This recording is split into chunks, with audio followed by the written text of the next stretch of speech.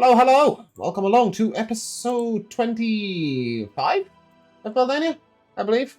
Oh, I've lost Josh's face. How did that happen? I even double-checked that we had your face before we started. Okay, welcome back. So today I have playing with me, Josh. Hi, I'm Josh. I will be playing Sebastian Belmont, the official mascot of this campaign, the Aberration Wizard, human, now a house cat. Well, that was half a recap on its own. I have Bruno. Hello, I'm playing Alessio, a growingly suspicious human Battlemaster fighter. I have Joe. That one's me. I am Joe. I play Hennick Littlefield, the halfling farmer and bard. I have Rico. Hey, I'm Rico, and I'm playing Torin Goldenbrand, the big dumb stupid Dragonborn paladin. And if we're unlucky enough that he's back, I have Jamal. Yes, you are. Hello, I'm Jamal. I'm playing Chiavo, the narcoleptic. Narcoleptic? Yeah, because I fell fucking asleep. Oh, right, I see. Yeah, you're the narcoleptic, not Chiavo. Does he have any other traits, or is he just narcoleptic? Well, good question. He's But no, Leonin? Chiavo Duskmane is an order of describes a wizard. Great. He does some there we magic go. here and there. So, one of my players sort of went, I could do with a bit of a recap. I'm a little lost. I don't know how far back to go, so I thought I'd go back to the beginning. Pretty simply, our group began in the... most of our group. For the sake of ease, I'm going to discuss it as a whole group, and then we will talk about Alessio as and when he turns up. Our group began in Sandringham, a small village in Jawston. Sandringham wasn't special for any particular reason. It just happened to be a nice little village, which was quite close to the borders with both... It was special because it had us in it. What? Yes, sure. What made it interesting, however, was that it was near Yakan and Moigos, the lands of the Orcs and the Yuanti, not far from the border city. And it was by the river and pretty, which is always nice. They began with very simple lives. Nobody was an adventurer in the first place. So we had the town gossip and farmer. We had a young man who turned himself into a house cat, experimenting with magic, a student waiting for a mentor that had never arrived, the daughter of some innkeepers, and a somewhat slightly noble dragonborn who was the grandchild, of a dragonborn who had given up on their great nobility to be an arena fighter. Relocated to the small sleepy town of Sandringham. Over the course of the first few episodes, little adventures happened, but nothing major. Can you deliver this message? Can you help me to town? We helped a young girl to town, in fact, and found her a position as a secretary in the Adventurers Guild. After also rescuing her from potential a jealous lover. And various other small things happened, but basically, after a little while of shuttling to and fro, on the way back from Harbondon, the group discovered that Sandringham had been put to the torch. When they got back, it turns out that the Orcs had attacked from Moigos over the mountains. And Sandringham had burnt down. Or most of it. Some of it survived. Over the course of the next 6 weeks, 8 weeks, 12 weeks, and years, realistically, Sandringham has and is still being rebuilt. But the group sort of wanted to know a bit more about the whys and the whats, and helping out the mayor, they travelled to Lorvallen to request aid for the city, picking up a bunch of side quests and interesting anecdotes on the way. But the most interesting thing is that the Duke received them quite well, despite the fact that the officials of the court did their best to keep the group away from any sort of authority. We also visited the King and Queen. The Queen gave a bracelet to the group, which they were later able to sell to fund the rebuilding of Sandringham. And so the group found themselves heading back to Sandringham with, money for the rebuild. However, they were asked by the Duke if they could go via the mountains, looking at the scouting posts to find out what's going on with these damned orcs. As the group progressed from scouting post to scouting post, they saw that the mountains themselves were moving across Moegos, and that orc armies, and containing giants as well, numbering in the thousands, were amassing on the borders. With this trouble in mind, they rushed on down to Harbondon, where they did let the Duke of Harbondon, the Lord of Harbondon know, but they also gave message to somebody who could report back to the Duke. At this point, they discovered that there were also troubles on the border in Yakan, and indeed in the mountains they spoke to a speaker from Yakan, a Yuanti. They had been fighting on the borders right up from episode 1, but this is the first interaction the group had with such problems. Through the art of diplomacy, they were able to establish that the Yuanti weren't particularly evil, or indeed, they weren't really sure that there was any problem. The Yuanti seemed to be suffering from similar issues to the orcs. The Yuanti explained to you that the land had attacked them, and indeed those moving mountains in the orcish lands may not be of orcish design, but in fact may be what is forcing the orcs to run towards the borders of Jorston. The Yuanti of Yakan explained that their land had attacked them, and therefore they were moving closer and closer to the border, and indeed some of them were sheltering in the dwarven citadels of Barat Numenez and indeed Eladar later on. The group then began to foster some diplomacy between Yakan and between Jorston. And lots of things happened, but the culmination of this was that a meeting was arranged between the Dwarven King, an Orcish chieftain or two, and the Speaker of Yakan, the Great Speaker, the head of Yakan. And it was the Duke of Lorvalen who was to attend this, or that was the hope, and you guys were assigned to head off to Lorvalen to arrange this. During this time, we've garnered a few pieces of key information. First of all, the land attacking the orcs and Yuanti, there is no explanation given. And few hints were dropped, but later on, more heavily, you were told that that information could potentially be garnered from Veralia, the land of the elves, where they know the land best. You discovered the story of the grandfather, very vaguely at first, but you have since met him. The grandfather is the grandfather of the Urak state, the creator of the Urak state, and of the peace that had up until only a year ago held across the whole of Beldania. And it is indeed him that you later went to travel to. But the Duke of Lorvalen tasked you with going to get the grandfather and bringing him to this diplomatic table. But he also mentioned that going to Veralia and finding out the keys to this magic could be important. Obviously, these aren't tasks that only you could complete, but with a lot of difficulty getting information from Lorvalen to the Urak state, magically or physically, he wanted somebody he could trust to see whether they could establish what the problem was. The magical problem, you're not entirely sure about, but down the line it seems like it might have either been a blockade that was originating in Lorvalen, or potentially the wizard Phelan, the court wizard Phelan of Lorvalen, may have been exacerbating the problem, or perhaps even making it up in some respect or other. But you fought your way along an assassin-fraught road from Lorvalen to Relban, which is a border citadel on the border between Corman and Jorston. As the group fought their way over there, you began to establish that these assassins are what had prevented any normal means of message getting out along this road to the Urak state or Satan.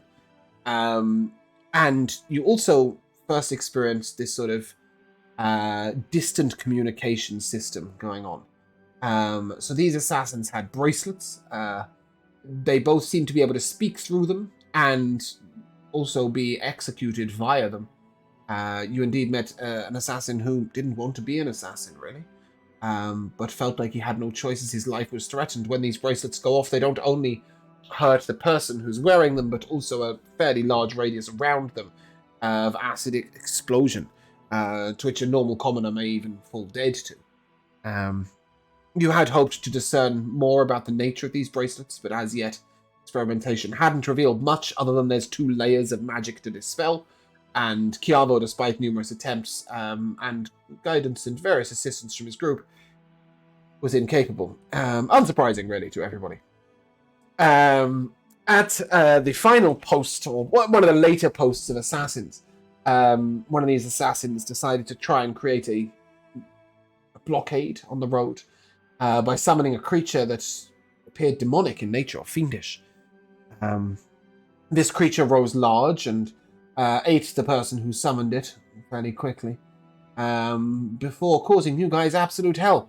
And in fact, it is there that we lost our good friend Natasha Eilert, the daughter of the innkeeper aforementioned that was played by Bruno.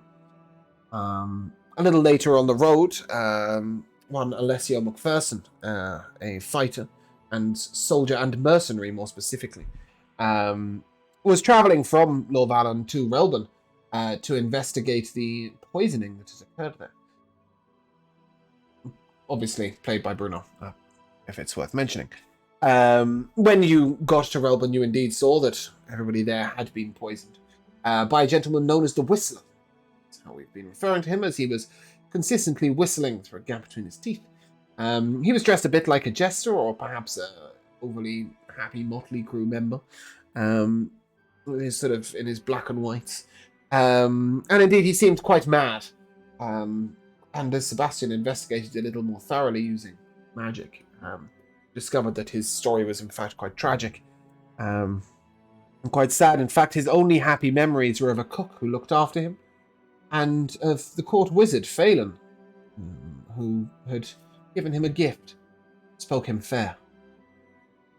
You left him to hopefully survive in a cell until justice could be done to him by soldiers or those more official of the crown within Relban.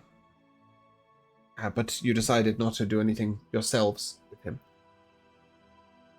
And you progressed on to Safeton. Couple of key things here. Obviously, as you got to Safeton, you were going to see the grandfather, but you sort of began to realize that there was some more things going on. First of all, there was poisoning of the cider barrels in Relban, which obviously came from some sort of source of poison. Secondly, they had managed to get all the guards of Relban to celebrate simultaneously, though how you never ascertained. And thirdly, of course, it meant that there were more problems than you had originally, as there were now no guards on the border of Safeton and Jawston. In fact, you discovered a young farmer, a young halfling farmer, who informed you that his entire fields had been put to the torch, and that these were not uncommon events in Cormin. Cormin is sort of the farm of the land, if you like. There are many farms there that feed many other cities and countries, and in fact, most of the food that is being sent to the front lines at Harbondon was being sent from the farms of Cormin. One of these sources was the endless source of apples that the gentleman you later found out to be called Garble, but was given the name Nick, was seemingly getting from somewhere else. He was having great wagon loads of apples coming through his home and going out from his home. You found out that he also was poisoning many of these apples. Indeed, maybe those poisoned apples had made their way all the way to the front line. The group discussed with the grandfather what to do and discovered that Nick was in fact dead, or Garble, killed by druidic magic that seemed to have stopped his heart with just a touch on his wrist. You then, bless you, you then sort of decided that with the grandfather you would head to the Urak state to let the big important people make big important decisions, or so you thought. You escorted the grandfather to the Urak state, where you found they were in a state of martial law, as assassinations had recently been attempted on the ambassadors from Yakan and from Moegos. However, only one person had died, so it wasn't all that tragic. And you were escorted into the council halls, where you were able to give your story and indeed receive a few small pieces of information in return. Firstly, that the magical block on Lorvalan must have originated from Lorvalan, or in fact may not even be present. Secondly, that obviously these assassinations had happened. And thirdly, over the course of a few different scenarios, including the 2 stones that you used to send and receive messages, discovered that Phelan may not be all that trustworthy. He may indeed have been spying on you on occasion. And he'd been lying to you. The Duke, who he'd said was not present in Lorvalan, was indeed present in Lorvalon. You don't know whether the Duke was complicit in these lies or not, whether he in fact ever left or not. You know he departed as you were in Lorvalon when he departed, but to where he departed, or whether he ever made his destination, you had originally weren't sure of, but with a little bit of communication through the Yurak stage, you discovered he never arrived in Eladar for the diplomatic meeting. The orcs and dwarves and Yuanti all just put this down to the unreliability of humanity. But perhaps he wasn't able to get there. I'm not sure. And most importantly, you were offered a choice. Technically a threefold choice, though two of them are hopefully the only options you're going to consider. The first choice being to return with the Grandfather and the Archmage's second in command to Lorvalon to try and solve these problems, find out what the hell is going on with Phelan, see whether the Duke's alright, and pursue ends there and really tie up untied strings. However, the relevance of your group in this situation is questioned a little bit by the council. Indeed, a couple of the council members, specifically the Tabaxi and Nomish representatives, didn't even think you should be party to the discussion on what should happen next. But due to your usefulness and the information you brought, you were allowed to listen in. And one of the options would indeed be to return to Lorvalon, though perhaps you might just be a bit part or a spectator at that moment. The second option, and indeed a task that is deemed very important by most, although many messages and questions have been sent, somebody should go to Veralia and ask what the fuck is going on with all this magic. You were given the name of a slightly less respected representative of the Veralian Council, Spellweavers as they're known, those who keep the law. And it was perhaps suggested that those lines might garner you more answers than the traditional Serendellan lines. You were told also that you could be teleported to Veralia, or at least to the entrance, but you would not be able to be teleported back. This wasn't explained in a huge amount of detail. Indeed, Veralia may be able to teleport you to somewhere. You're not sure where, but they definitely cannot teleport you back to the Yurak state. Nobody can teleport directly to the Yurak state anyway, and even if they could, with the martial law in progress, there are lots and lots of restrictions going on. So you were told you may well have to journey back by foot, meaning that you couldn't get to Lorvalon and Veralia within sort of a sensible period of time. Obviously, there is a third-fold option. The third option is to go somewhere else. You are obviously in charge of your own lives, and nobody's really telling you what to do with this situation. Phelan probably has some orders for you, but you might not want to listen to those. So realistically, you do have your own choices, and that could be to make your way over land to Veralia, to perhaps make your way over land back to Lorvalon, to perhaps sneak in and find answers on your own more quietly. Or indeed to go to Eladar and see what's happening with diplomatic situations, cross over the borders to Yakan and Moigos and see the magic for yourself. Or many, many other choices besides. But that's where we joined the group. You were given 24 hours leave to make your decision. Indeed, the grandfather and the apprentice of the right-hand woman of the Archmage were not leaving for another 24 hours. And you were to be put up by the grandfather's granddaughter, which is strange. Daughter. She runs a tavern and inn in the Yurak state, and 'tis there that the group returned to have their own discussion, really, on what is going on. Have I missed anything important? That was quite concise, wasn't it? Ish, sort of. I would say so. I thought it'd be 5. It was 12, but we did all right. 12 minutes. Is there anything major that anybody feels like should be mentioned? Only in the very final setup of where we are at the moment that the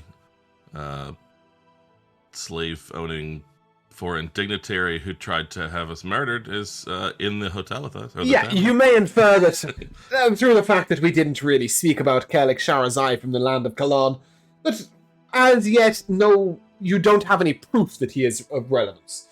He may be incredibly important. He may be the architect of all of these problems. But, which is dangerous. He may not be happy to see us again and go, hey, I've got enough money to hire someone else while I'm here. Well, indeed. Assassins on the wayside. Who knows? But it is to that very tavern that we return. And I hand over to you guys, I guess. Finally finished talking.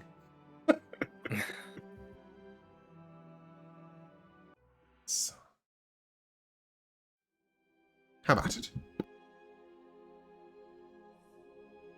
That's the. What the fuck did you just say? Yeah, You should have that. It's like have at the. Oh, it's not what you said. Oh. We just heard. Hey! Yeah. I just heard the end of that. Yeah. Oh no, really? No, that's unfortunate. It's Kiavo's war cry. Have at the. Have at the. So we're in the tavern. Kalik is there. Do we want to be discussing this in public? Is this something that we want to sort of take back to a little bit more privacy?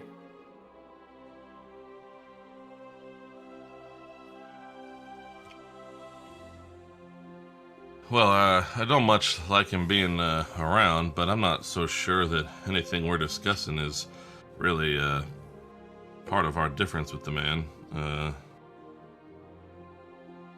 Might just as like to be out in public with plenty of people around. What was the with Felon potentially spying on us? Doesn't exactly make me comfortable to know that powerful mages are able to so easily eavesdrop. Well, we've got the rock in a box now, right? Yeah. Okay, sweet.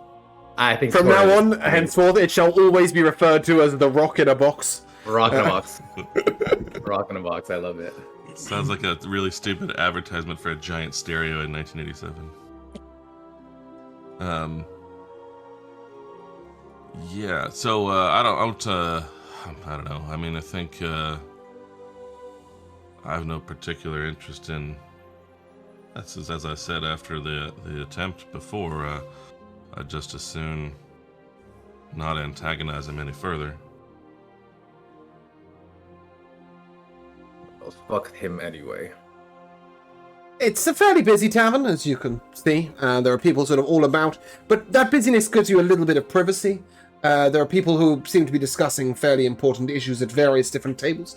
Obviously, you do know the proprietor quite well. I mean, you personally don't, but you have their father at your table. And indeed, there have been rooms secured for you. If you did wish to move somewhere a little bit more private, you could do. Though the grandfather will quite earnestly sort of debate this with but down here is the ale and the food. I'm hungry.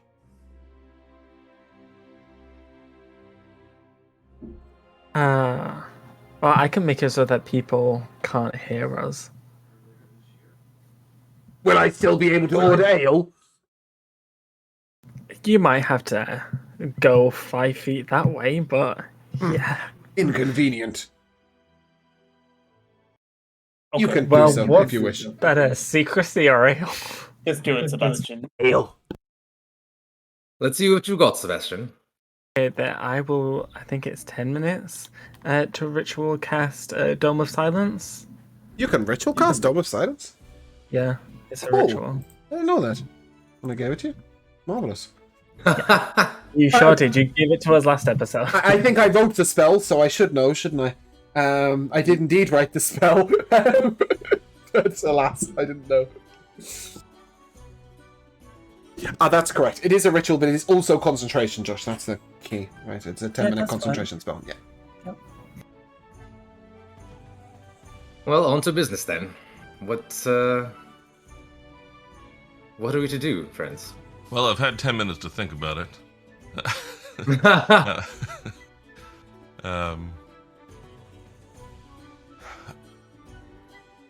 I'll tell you my biggest interest, if we were to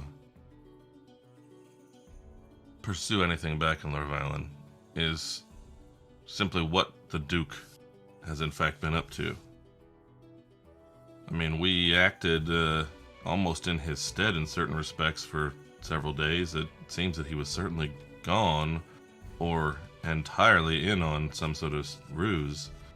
I would like to figure that out if we could, but I I don't know that we would find out. Even, I mean, I read people pretty well, but there's something quite complicated going on here, and I don't think it's going to be with these other folks coming back, the mage's assistant and all that. I don't think it's going to be a quiet questioning between us necessarily. So, but that's the main thing pulling me in that direction, I would say. What about y'all?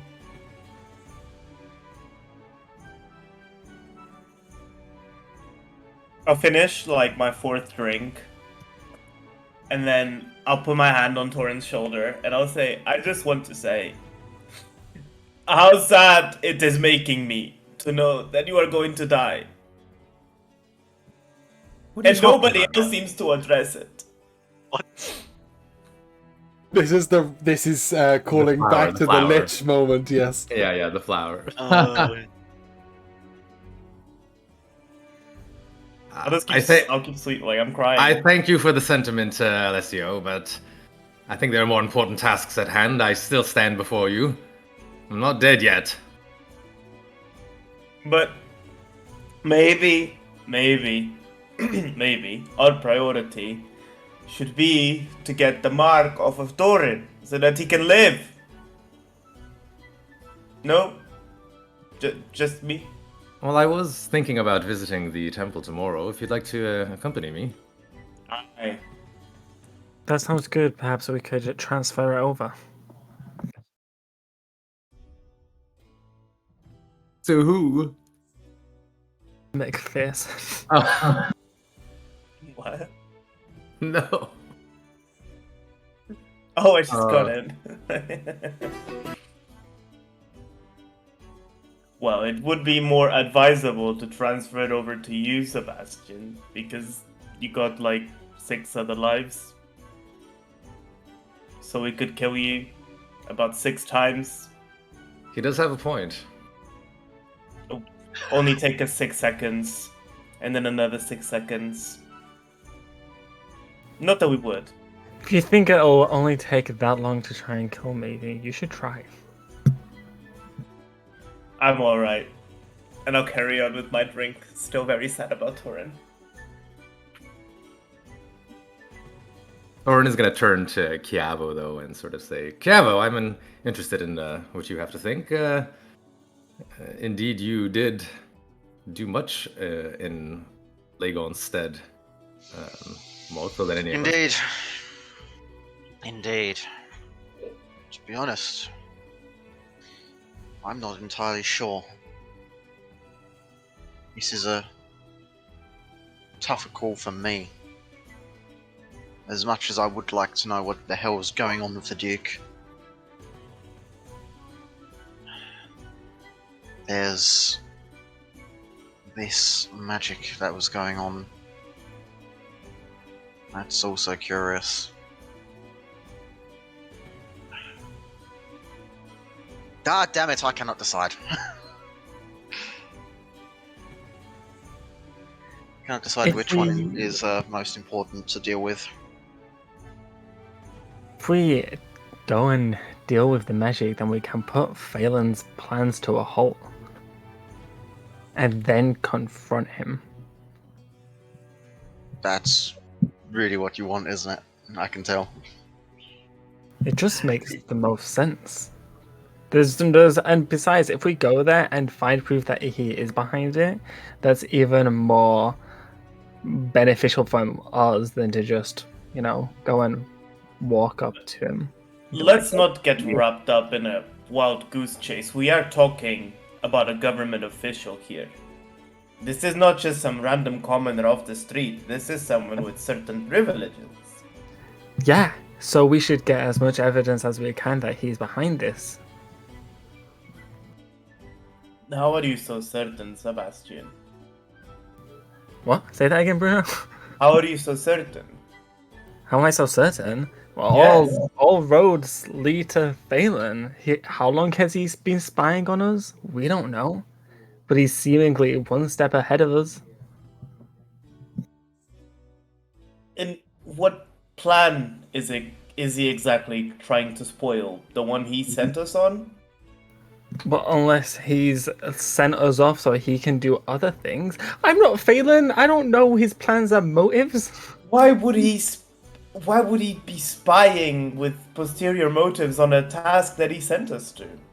Because he wants to find out what's like. He can't control us.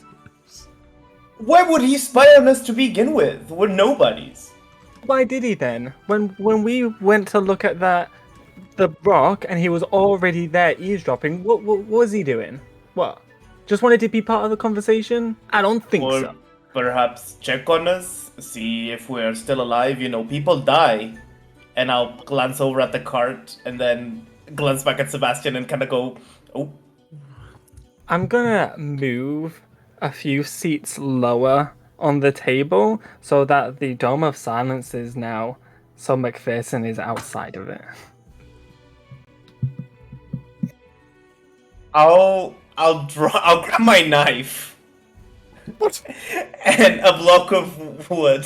I'll grab a block of wood from the table, whatever. And I'm just going to I'm going to slowly, because it's going to take a while, inscribe the words, "You may not want to listen, but it would be dumb to jump to conclusions." That's And gonna that's take what you I'll at be doing least for as the long rest as of the Dome of night. Silence lasts. Yeah. That's really funny because Dome of Silence, we can still hear everyone outside of us, so you could have still talked. It's just that you can't hear us. He's drunk, so... Right. But just pulling it a little bit more.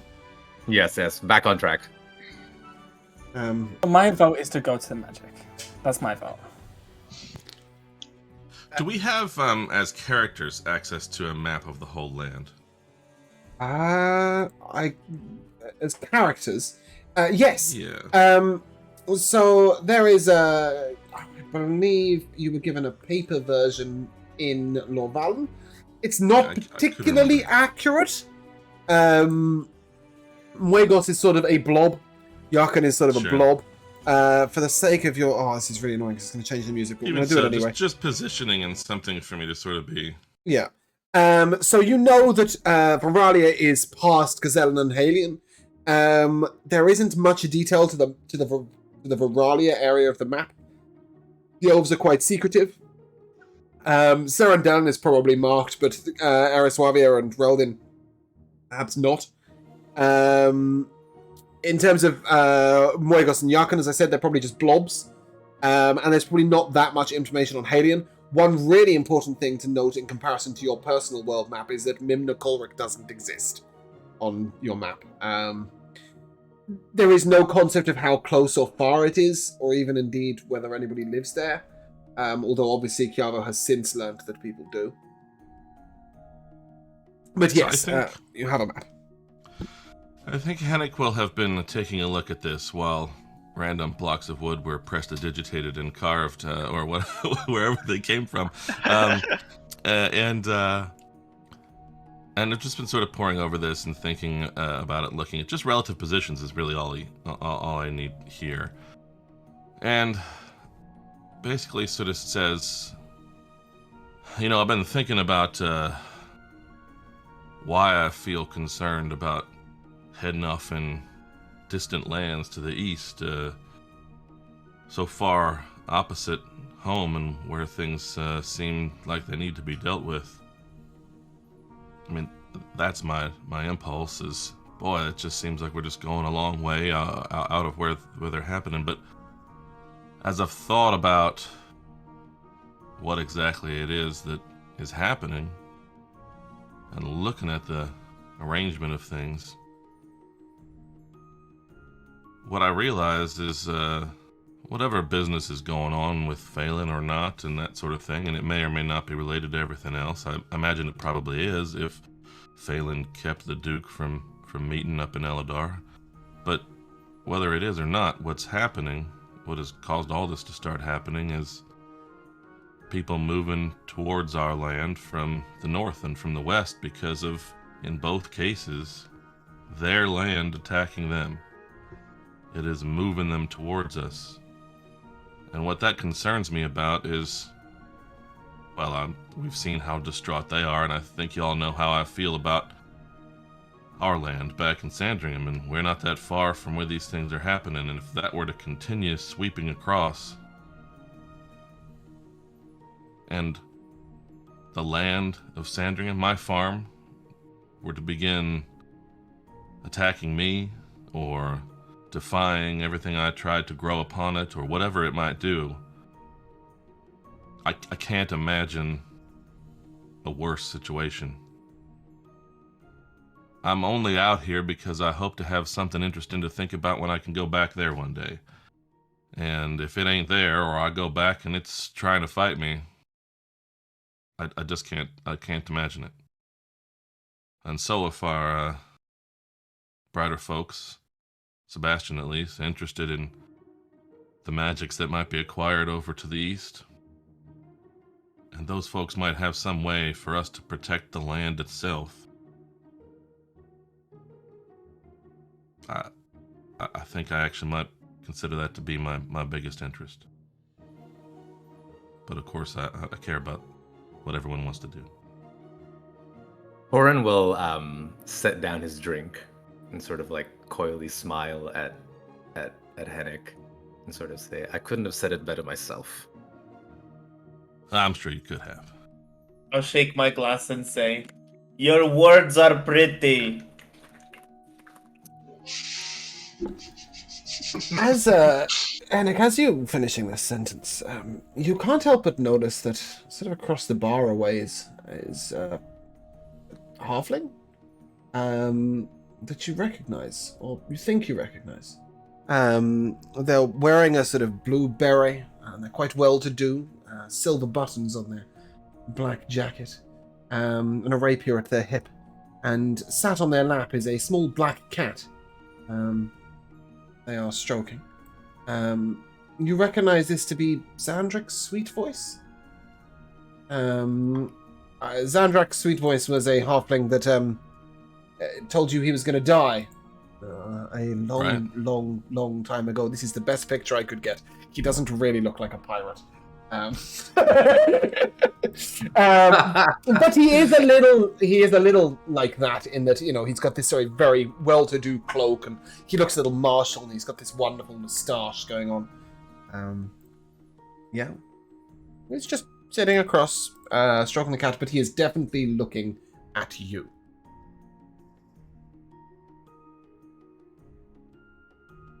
Hennick, that man is looking at you over there. Well, it seems to be, I think, a man I know.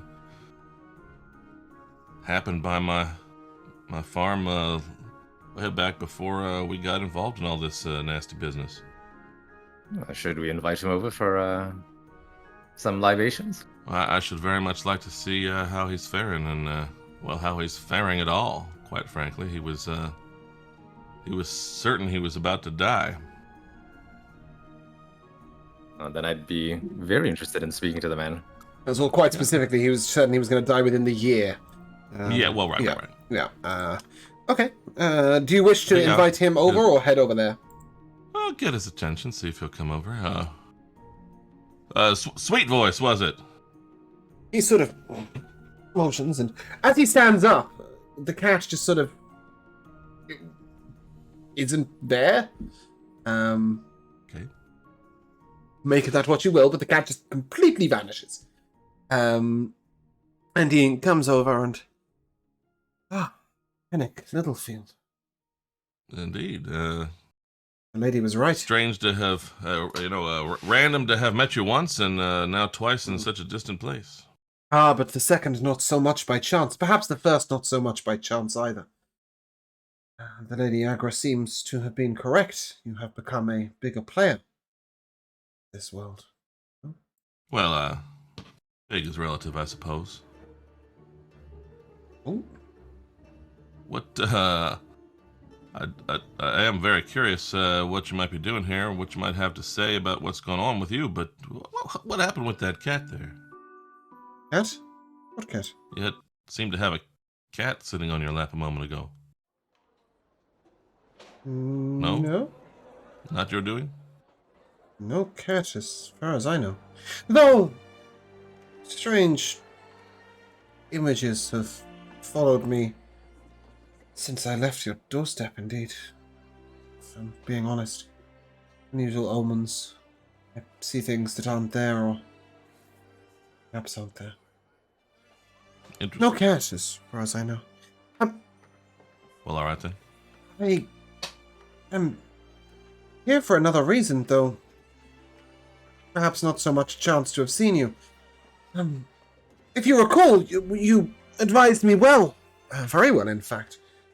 What I should do with the last year of my life. Perhaps if you are not otherwise engaged, I might take you to meet Phoebe? Well, we do have some fairly heavy business going on, but at the moment it's just talking. I also have some heavy business, not the talking kind. And here. Perhaps we do best not to speak here. Yeah, silence gone. Long Yeah, gone. or- I mean, it's Yeah, a so I 10 think- minutes. It's a so I 10-minute think- spell. Yeah. And it's what? It's like evening, or what is it? Yeah. It's verging on. It's sort of twilight and Yeah, okay. half But six. it's not like the last minute of the day. No. So I think I would ask him if he would hang around a bit, and I want to finish sort of discussions with the group before going off on anything else. Can I leave you directions? It's just, well, I can't be seen here much longer. And he draws you a sort of Curious pencil why, map. but sure. Let's just say that I'm here to discourage the prolonged presence of a certain esteemed guest. Very, very interesting. I would be very much inclined to follow you, but we have some important decisions to make as a group here, and I want to leave that. As and when you're ready, just drop by for a chat. Will do. Though,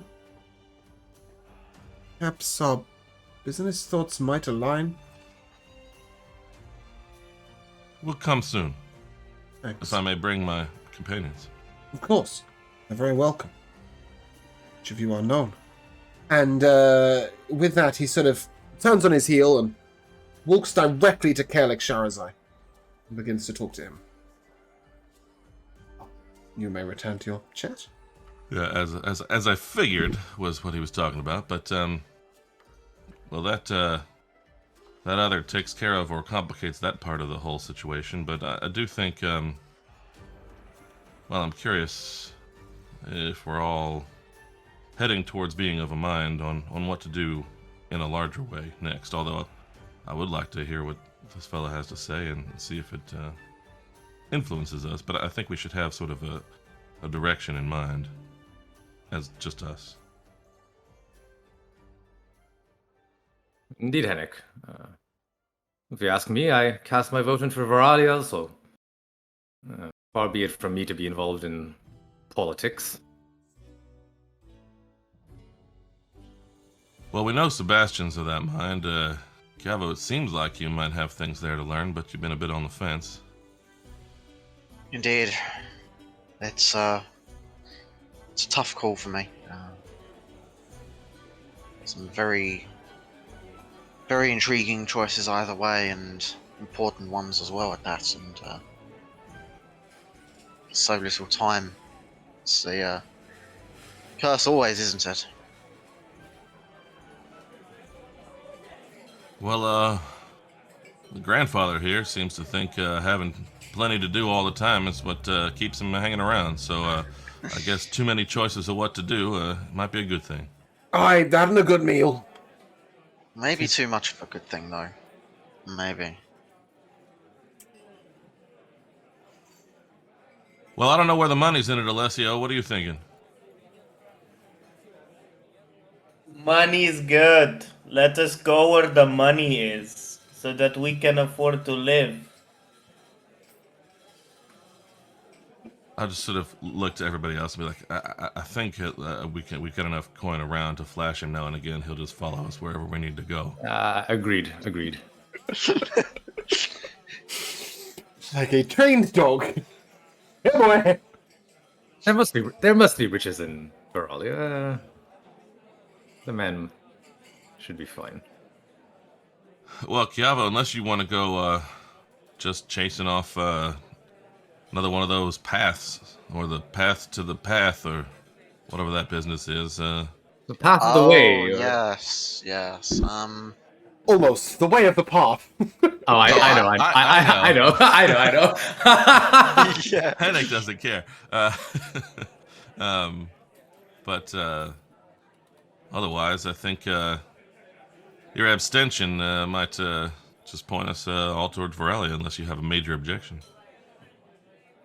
To be fair, no major objections here either way.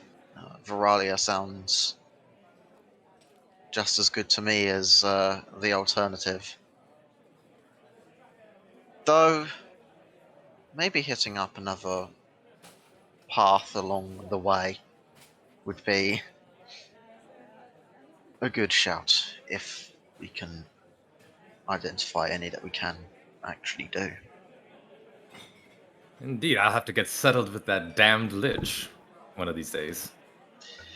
Oh, As you're having this discussion, just worth mentioning, Lord Kalik Sherazai sort of stands up, and you can see him sort of gesturing and shouting quite loudly about terrible service and lack of decency and incorrect manners and the terrible sort of how terribly he's been treated in this whole land. Shut up! He sort of turns to you and gives you the look of a look of disgust before he sort of storms out the tavern, trailed by a small black cat.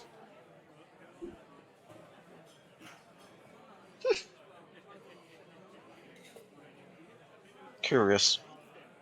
Very curious. The halfling is nowhere to be seen, if that's relevant. You can continue talking about liches.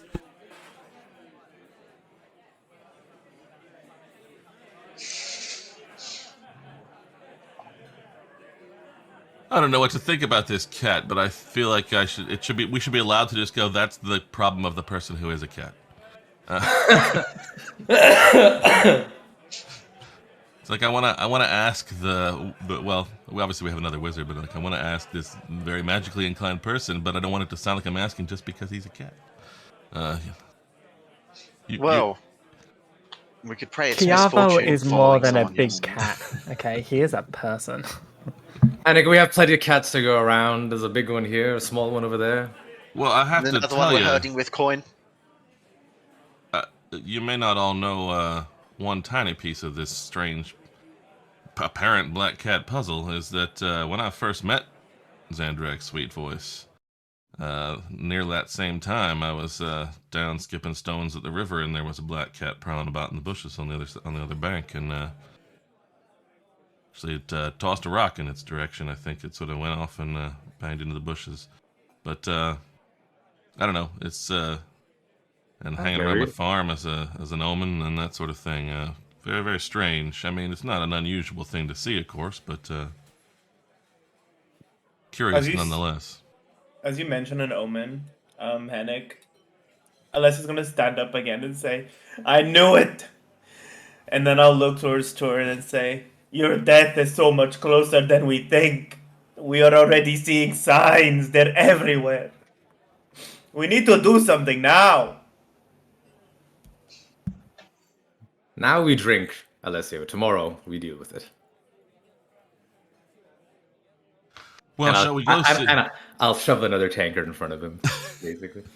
Woo! Free drink. Well, maybe we should go see if Black Cat Sweet Voice here has anything to complicate our decision. I'm game. You drew me a little map here. Let's see if we can follow it. Yeah, it's pretty simple. It leads you out of this tavern and along the main streets, where, of course, you must remember there is martial law in place. So there are guards outside various buildings. But it leads you to the walled citadel gate, but internally. So you imagine there's a walled city, and the very sort of front gate is where you entered. There is then some sort of river, if you remember that the Urak state is on both a fairly large lake is one way of putting it. There's various rivers flowing into a small circular area, well, large circular body of water. Part of the gated area sort of goes over that. And indeed, you will find yourselves sort of at a docking area, looking out at the walled city. You're on the sort of docking area. In fact, this is the view down at the building being just here that he has directed you towards. So you're more in the harbour area, you're in a much rougher area of town, but the Urak State is quite, it's purpose-built, if you like. You're not, there's not really any sort of slums or anything, it's not residential as such, it's much more practicality-based, so this is a harbour, but it's not necessarily a harbour with a sort of rough docks for sailors to visit brothels and bars. And indeed, as you approach that building, our friend will approach you from behind and sort of, if you'd like to join me. That's why we're here. Yes, it is. And he'll lead you down sort of onto some sort of almost a rocky outlet where you're sort of sat looking out over the water. It's sometimes best not to be overheard by anyone. I heard tale of your journey into the city. Well, and then he sort of makes a nod to the grandfather, and the guild pass their greetings. Grandfather sort of makes a wry grimace. He has come with you, if that's all right. He says he makes a wry grimace and turns to you, and turns to you all. And I'm in guild. I determined that I'm their guild master. I really want anything to do with them. Velvet Glove, stupid name. And he sort of shakes his head, and the man looks at you, and perhaps I might introduce you to my, well, wife. And he concentrates for a moment, and he reaches down and speaks to what appears to be a sort of ornate bracelet on his wrist, made of leather. It's well fitted to him, and fairly familiar to your eyes. I'll lean over to Kiavo and say, is this like a you deal with the book? Is his wife his bracelet? Does it speak to him? Sorry, what? You know, you and your book, I'm guessing there's something going on there. Torrin will overhear this. And join the whisper and say, no, Alessio. The book is Chiavo's friend. The bracelet is his wife. Well, I don't see friends talk and look at each other like they do. A little while later, Sebastian's got a point. A woman, young halfling, very comely, lass, strides out of the building that you would have ascertained to be a tavern, and wanders on over, and raises her hand at you, and on her arm you will see one of these bracelets, matching bracelets. She makes a bow. Well, it would seem you're the person I have to thank for my wonderful husband here. Hennick, right? Indeed. Well, I don't know if you have me to thank for anything, but that is my name. So he says. He says he wouldn't have pursued me otherwise.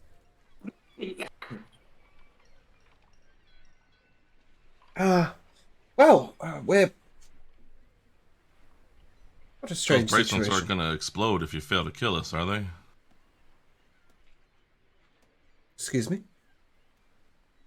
We've been dealing with some people with funny bracelets that seem to have some sort of communication abilities, perhaps, and they sometimes would explode. Explode? Goodness me, I hope not. Acid. She takes her bracelet off and sort of looks at it. And all right, well, the fact you could take it off is a pretty good sign. They can't take the... Drafted into assassin duty is a whole dangerous thing that, quite frankly, I think we had just decided to put behind ourselves for a moment. So what's going on with you all? I'm Phoebe. I run a merchant boat company on the river. I just wanted to thank you. And sort of he lets out a small cough. And just sort of nods and smiles. He doesn't say anything more. Very good to meet you. Have a pleasant evening. And she sort of smiles and wanders off. And he, sweet voice, sorry, looks at you and, tell me more of these bracelets if you don't mind. Well, sure. We came out of Lorvalen on our way over to pick up the grandfather here, and along that whole road, there was a series of assassins in sort of a group of some kind that it seemed that many of them were being pressed into duty, trying to kill us and anyone else going up and down the road, although kind of us in particular. Anyway, they didn't all want to be doing it, but they had these bracelets that seemed to be able to let their leaders spy on them and also cause them to explode in a dangerous ball of acid. And they look like these? I don't know, did they? Yes. Okay, I thought that's what you meant, but I was Yeah, worried I had massively implied that I that had much a stuff. crazy direction. He sort of looks at you and, Yeah, a bit like that. I had this made in Lorvalen by the Guild of Mages. It facilitates my conversing with my wife. She's often up in the crow's nest of her boat, or, you know, perhaps I'm on land and she's on boat, or vice versa, or even across, you know, when she's away and I'm away, and well, after so long and knowing that I don't perhaps have long to live, though I'm still not quite sure I believe it, we didn't want to be out of contact at any given time. The gentleman there was very helpful. He enchanted them quite brilliantly. Felon, I think his name was? Oh, I'm sure that was his name. Oh. You're familiar with him? You might want to consider that, hi, Felon, that those bracelets don't only communicate between you and your wife. Don't only oh, goodness me, whoever's listening is, I'm sure they have a very thrilling time. I need a good Perhaps tale that to was share their. when Perhaps power's that was their motive.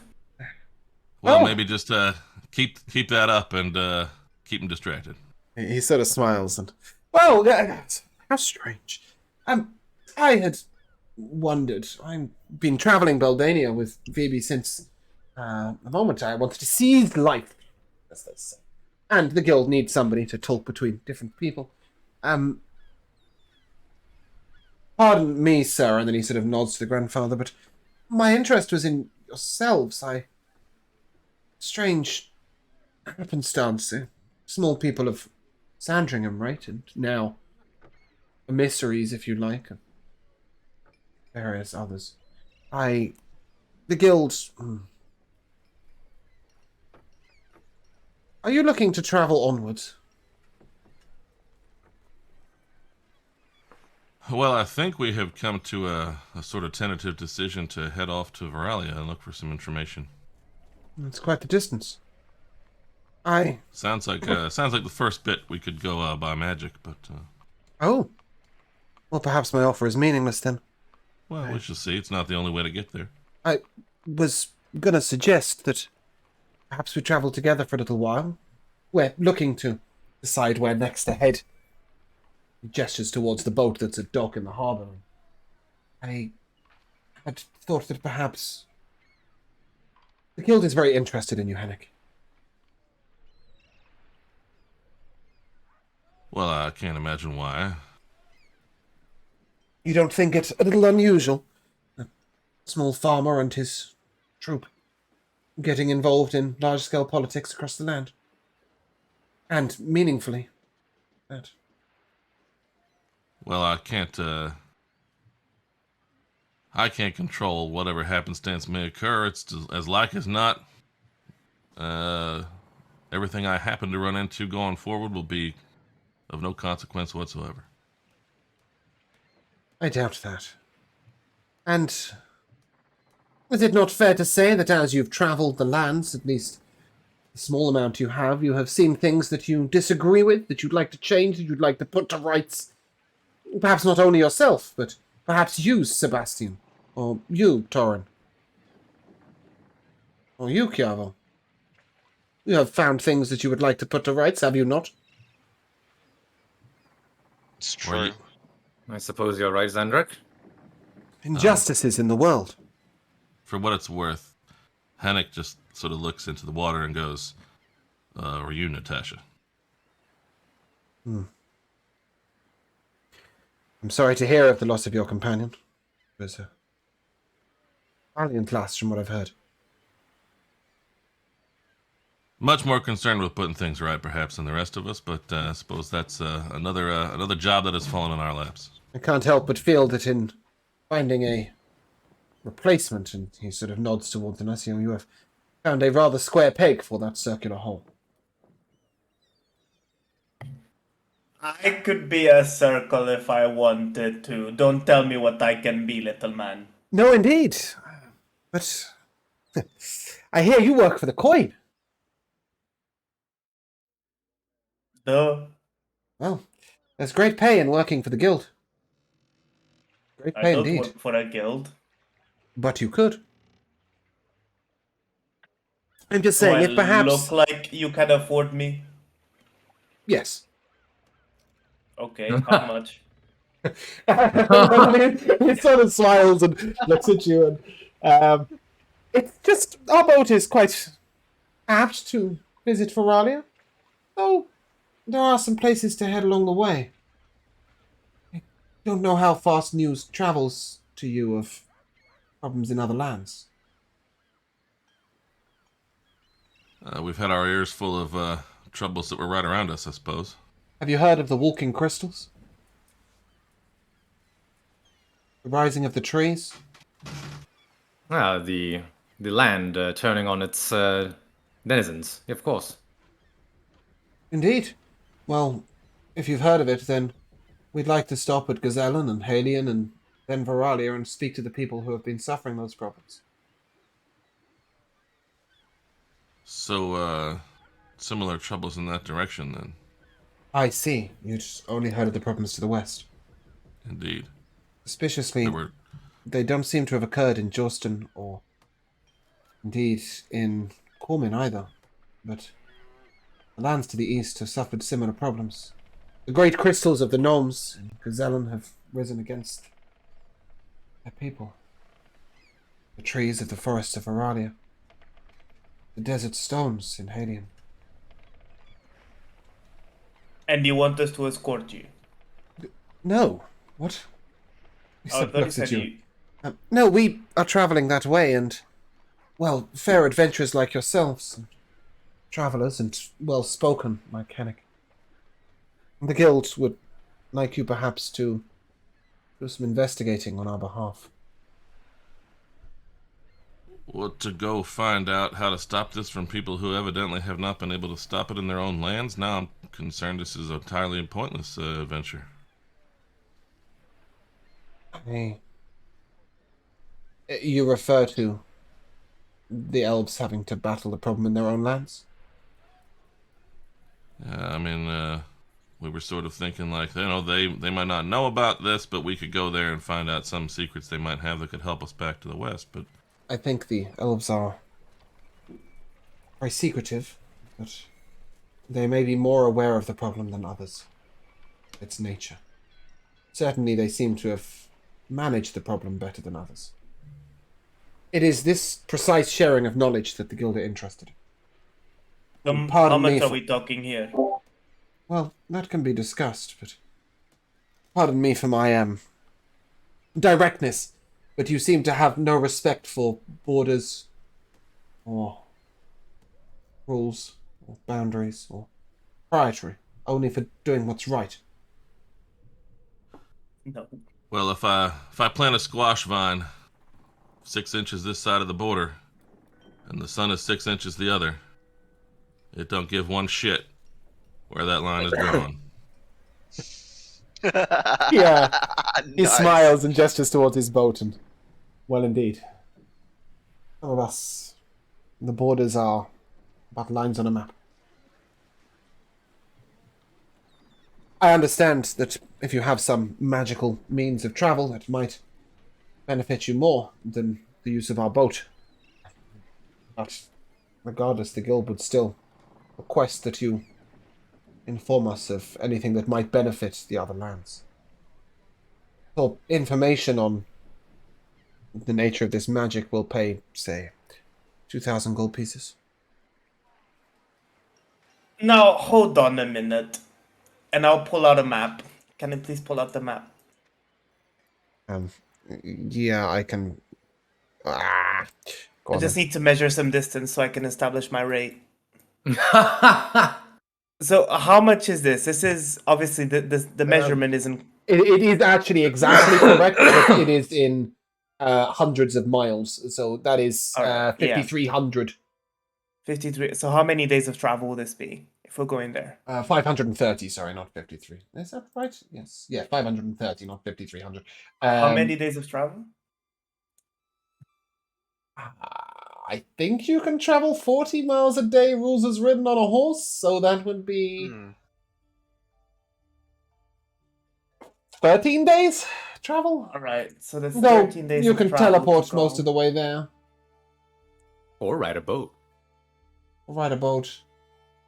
Alright, so let's say it's a 13-day adventure to go and come back. That's about 26 days. Mm-hmm. So they're paying us 76 gold a day. Yeah, which is obscene riches. Yes, but that would be enough if we're just traveling, because we're going to be traveling through a lot of places. We don't really know what's going to happen when we get there. If we're going to need to pay for stay, if we're going to need to buy rations on the way. Okay, This can I stuff just needs to be remind you included. that an inn for a month will cost you about 2 gold pieces? Also, do you offer healthcare? I believe you should add at least another 50 gold pieces so that we can afford health potions. He looks at you and...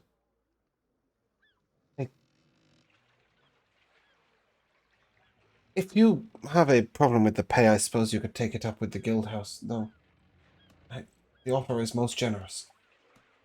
Oh, not used to dealing with adventurers that are unionized. I'm not used to dealing with people with so little command of what money is worth. Neither am I. He sort of smiles and... Look, I'm sure you have your own business, and I'm mine as well, but... Just... Even if you don't wish the use of the boat, please, keep the guild informed on what's... Only on what can benefit others. Well, we are actually being paid 18 pieces a day each. Pretty good. The cost of living is going up. That's all I'm gonna say. Is it? Yeah, probably to a gold and 6 silver a day. Listen, some of us are trying to save up for a nice piece of armor, And alright? some of us are trying to save the world. One Not person, me. one person at a time. Indeed, well said, Zebrak. Alright, good sir. I will take the 2,000, but we're allowed to keep whatever we find. Sure. It is not I paying you the gold.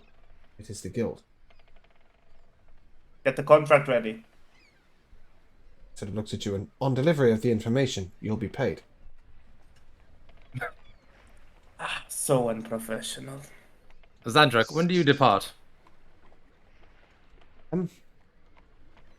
When I ask it of my wife.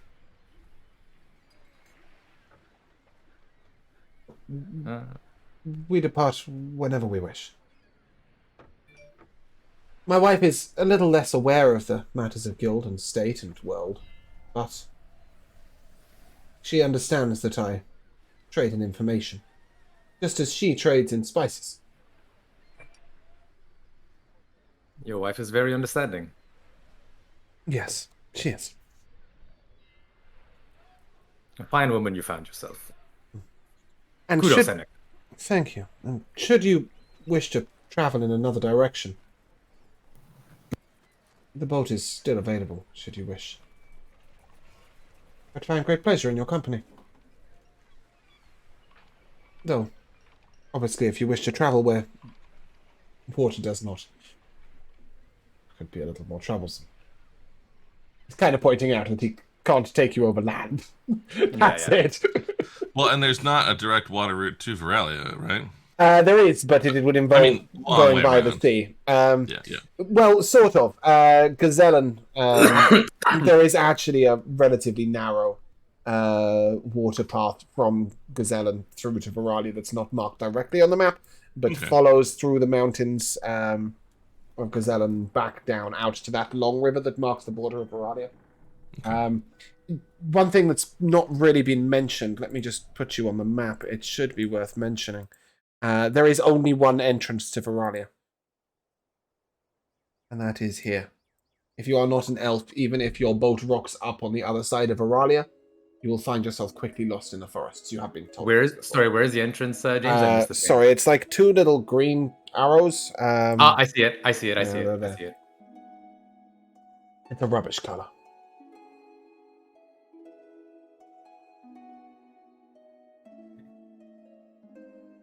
They're all rubbish colors. It's because there's so many different colors in Am I lagging or is he? I'll have a button, guys. That's okay.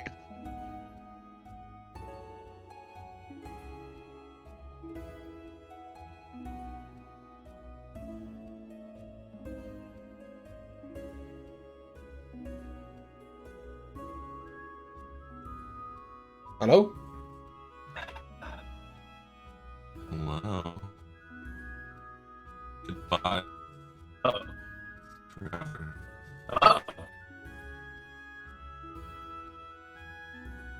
Well, welcome to the Joe and Rico show. It's one.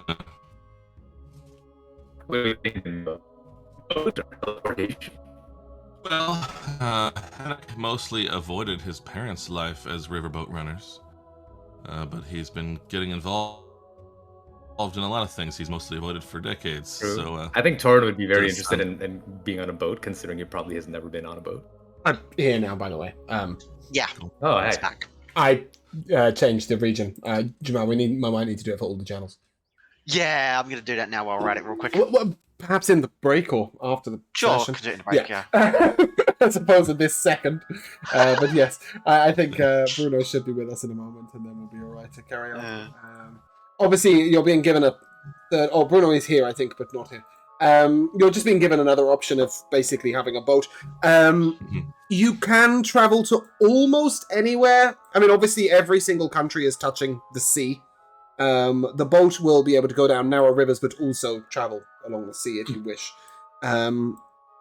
It's about 5 days travel to Veralia by boat.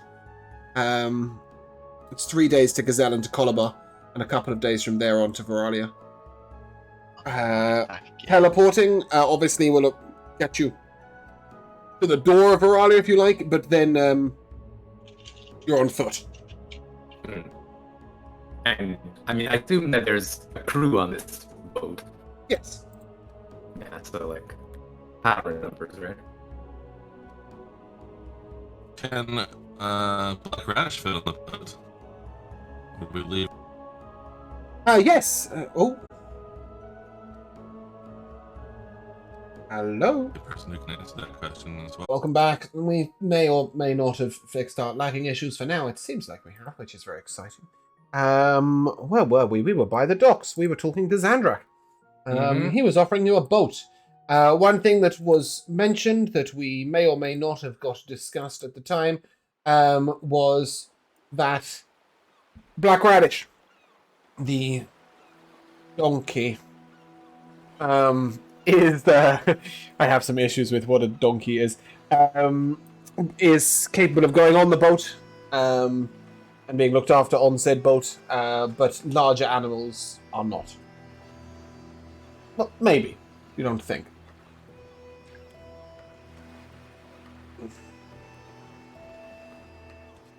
Well, I mostly avoided too much riverboat travel with my parents in my youth, but I seem to be doing a lot of things that I'd avoided for some while lately. I don't mind taking this and spending some time with Zandrak and his lovely wife, but Well, I, for one, have always wanted to ride a boat, so I'm in. We do have a smaller riverboat on the boat, should you need to get down the smaller rivers and streams.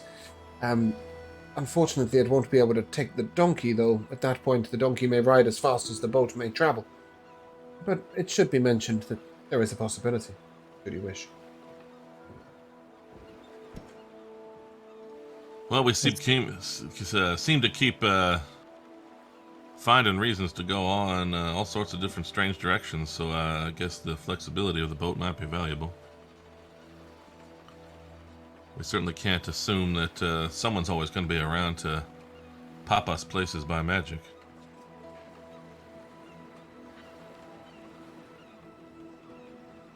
Any votes against the boat? Sebastian, careful. I know that cats aren't particularly fond of water. Water's fine. Water's fine. Lion is fond of water. Cat, no. But is Sebastian fond of water? Sebastian's fine with water. I think. I mean, How about we put He's this to never- the test? he's never Ready for been a on a drink? boat. He's never gone swimming in his cat form, but he wasn't afraid of swimming before, so I don't think that. Yeah, I think he's fine. But we'll see. Go for a quick swim now, then. Put that to the test. If I was any character except for Henrik, I would telekinetically shove him off the dock, but Henrik would not do that, so... Yes. Alessio, Yes. would you like to go for a boat ride?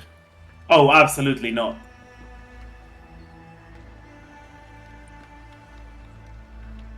May I ask why? Well, my horse, Mercury, it won't be able to fit on a halfling boat. Therefore, I can't go on the boat. That would be a problem.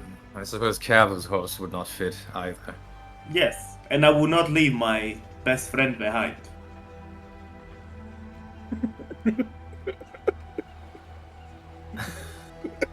I'm sorry. I'll open the window. I'll open the. Are we back at the inn? No, we're still at the docks, I think. Okay, I'm gonna scope my eyes out and look towards the stables. There he is, looking majestic as always. Vandrak sort of looks at you and... You have a horse you're attached to. Yes, do you have a wife that you are attached to? You can be attached to things. You are a strange one. He sort Yeah, of looks don't at worry, you. Alessio's more attached to his horse than we are to him, so there are ways to solve this problem. There may be other ways to solve them, though I don't know how he'd feel. You could perhaps speak to the Guild of Mages in Urek State. And he sort of retrieves from his pocket what appears to be a sort of globe, a small glass globe, inside which is from what you can see, a little donkey. The donkey is sort of looking around and looking a little curious. And he sort of That's an adorable little toy you have there. is no Some toy. sort of a donkey ball. When smashed, this resummons the donkey in full size. Obviously, it's a one-time use for me, but perhaps, maybe, could be worth discussing. What do you think, Alessio? All good with me. All right, then it's settled. We'll be at port until you say otherwise. Understood. We look forward to traveling with you, Zendrik. And are you? If I may ask, you claim to be marked for death. Hmm.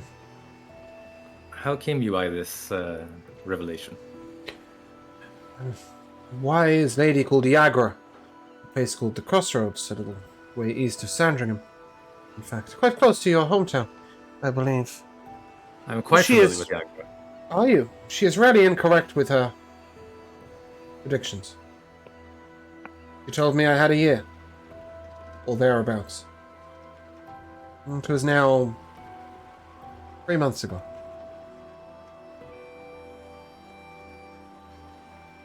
I think little of it other than ensuring that every day I seize the day. Enjoy it to the full. Tonight I'll be Not very- dancing with my wife. That's very respectable. Thanks, sir. May you die a glorious death. Or live a glorious life, eh? The Dragonborn have a strange way of looking at things. And then he sort of smiles, and that's on the note of doing things worthwhile. I think saving the world is a pretty good aim for a year left of life, don't you? Yeah. Or perhaps uniting the world would be a more guild-like way of looking at it. Tall order to do in a short time frame, but a noble goal. The grandfather sort of... I'd like to be reunited with my tankard of ale.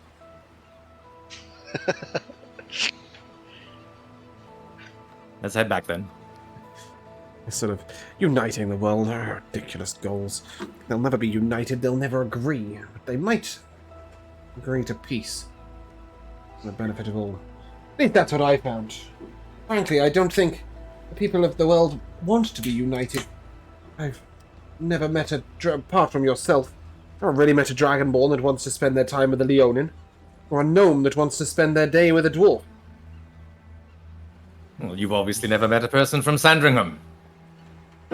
Well, you all seem to be fairly agreeable, but dare I say it, in the deserts of Halion, perhaps, and then he gestures towards Hennick, you'd feel quite disappointed at the lack of fertile ground. And you, and he sort of points to Chiavo, you might feel uncomfortable in the strange treetops of Veralia, their walkways up above the forest grounds. That does sound a little precarious. And you, Alessio, you'd feel a little uncomfortable living underground, would you not? Never seeing the sun? No, I honestly, I'd love it.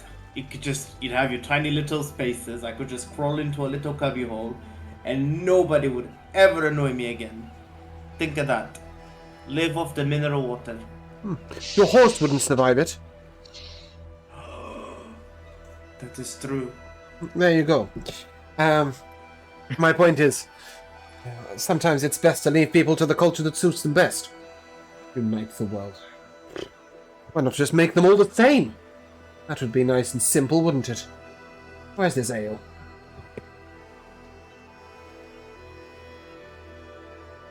And he'll continue to grumble and complain and moan and but in a sort of positive manner, you know. He's grumbling in a sort of the ridiculousness of trying to make people that which they are not. Not inherently, anyway. No, indeed. It doesn't say much about Sebastian's characteristics. He's not quite sure where Sebastian belongs or why. I belong on a throne. Oh, indeed. Cats do like But- chairs, I guess. That makes no sense. Just because we are used to something doesn't mean that we can't go out and try new things. No, it does not, but it doesn't mean that you should be forced to do something which you don't enjoy or aren't comfortable with or isn't natural to your person. Make everybody the same. Unite them all in one simple goal. Nobody has one simple goal. Everybody has 3,000 goals. And different likes and different wants and different desires and different wishes and different beliefs. Trying to make them all do the same thing is, well, have you ever tried to make sheep all go in the same direction? It's all good when you have 1 or 12 or even 30, but 5,000? Not by yourself, but perhaps with some help. Isn't that poetic of you? Yeah, really pretty words.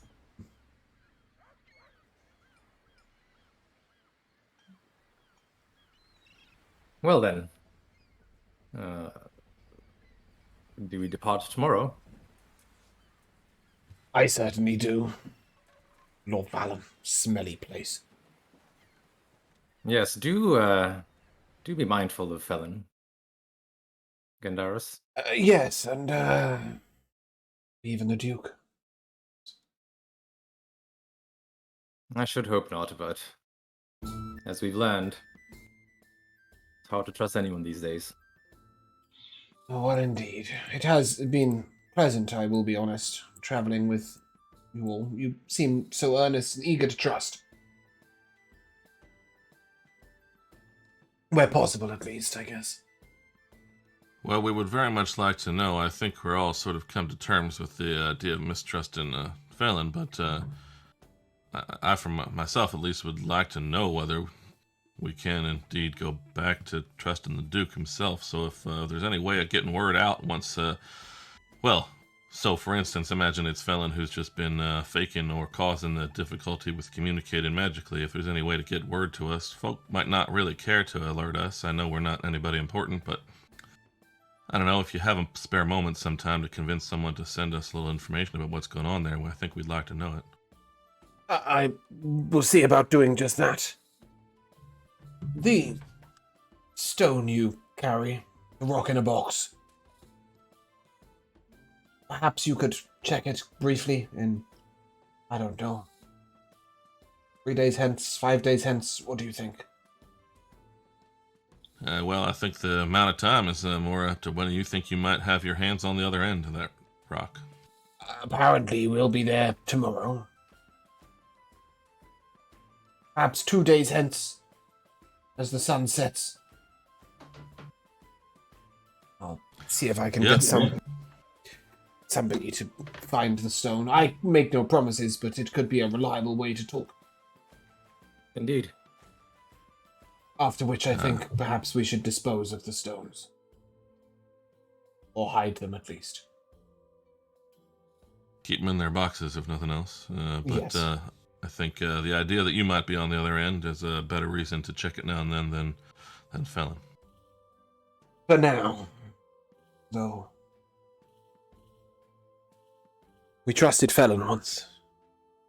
I think this consistent spying opportunity is frightening. But as a one-time thing, it could be useful. Indeed. Well, I am going to get drunk. Eat too much. Bid you good night. And good I'll luck. drink to that, if I had one. Oh. And then he sort of reluctantly reaches into his pouch and pulls out a small velvet pouch. And slides it over in front of Alessio. And I was informed I was to pay you when we arrived. Aye. What a glorious day. Well, night. Give me the money. I hope you will find that sufficient. How much is it? It isn't. It isn't money. Oh. Yeah. When you open we it, go. it is in fact 5 acorns. They seem slightly golden in color.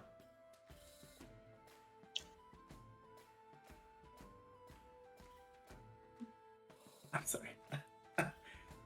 I'm sorry. Do I look like a jester to you? Is this what you are trying to imply? Jester.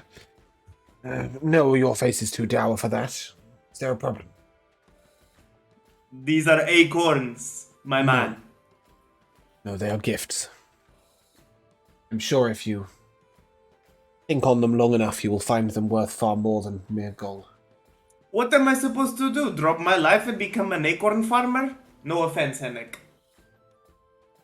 I don't think he'll be offended. Nobody is an acorn farmer. Exactly! Why are you giving me acorns? I'll let you work it out. And with that, he heads off to the bar.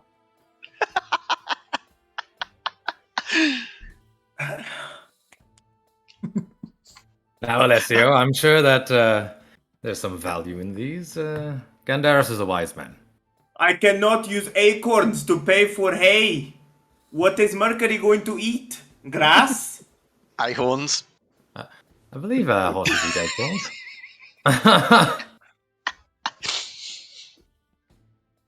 This is a disaster. I'm not even drunk anymore. Well, Alessio, now that you've been paid, does this mean drinks are on you this time round? If Alessio doesn't share them with anybody else, then as far as you're concerned, they are just acorns. No, I mean... They do glisten in gold, but other than that, they... Well, I they're was acorns. gonna share it, I was just taking the roleplay moment. Okay. Eventually, when you do share these, the others in the group will quickly identify them as Feather Token Tree. There are 5 of them. Should you wish to grow 5 trees at any I slowly given moment. place one each on each hand and say, you know, I didn't get here by myself, and you guys certainly made sure that I didn't kill a lot of people. So, here is an acorn to symbolize our journey together. So fucking acorn! Can I not Thank you, send them? Alessio. I shall treasure this always. You're not happy with your golden acorn. Can I have it? It's my acorn, Sebastian. It's the only thing I have for this job. For this job. You have the memories. Yes, the continuous insults along the path every 6 seconds from you. I haven't said anything to you for the past 2 days. You're alright, Sebastian, and I'll pat your head. How I have an orb on top of it. Pat the orb. Pat the orb. Pat the orb and you got a shock. Rub his knob. To be fair, I'll pat the orb because I don't know what the orb does. It's like a doorknob. He doesn't know that the orb will shock him, so he'll give it a symbolic pat to represent the respect and the union. As you lower your hand to the orb, an orange hand comes out of it and high fives you. Hey! Like, but you think it's high fiving, it's really just swatting your hand away. I'm quite happy with you high fiving me, and I'll high five it back with all my strength. And cheer. Hey! Friendship. The hand then flips you off before going back into the orb. The great old symbol of flipping off, something only a mate would do. Ah!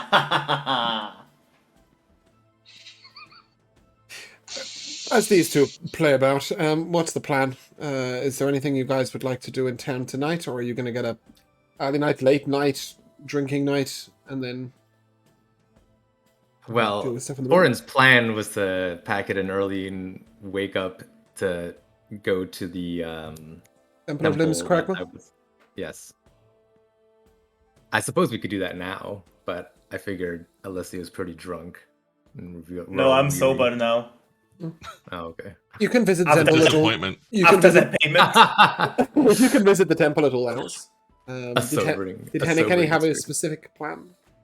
Are we 100% squared away with Natasha's body being at the temple where it went or whatever? The temple of Probably Lathander. Lathander, Lathander, yes, if there's sorry. one, yeah. The temple of Lathander is holding the body, awaiting your instructions. Right. So you may want to give those. Yeah, so we need to figure out what that is and do it. And then I want to... I'll ask Torin first whether he feels like he can whip it up, but maybe reinforcing my armor, but otherwise buy some studded leather while we're around the I town. mean, if Torin can, and if there's like, resource here, You will need to buy the studded bit. right? Mhm, The studs of metal. Torin is no blacksmith; he won't be able to shape them. But you can do so for 3-4 silver pieces, because they are just metal studs Sure. from a blacksmith. I would say you'll have to buy them first thing in the morning. Okay. But just by logic, Torin probably needs something to do on the boat.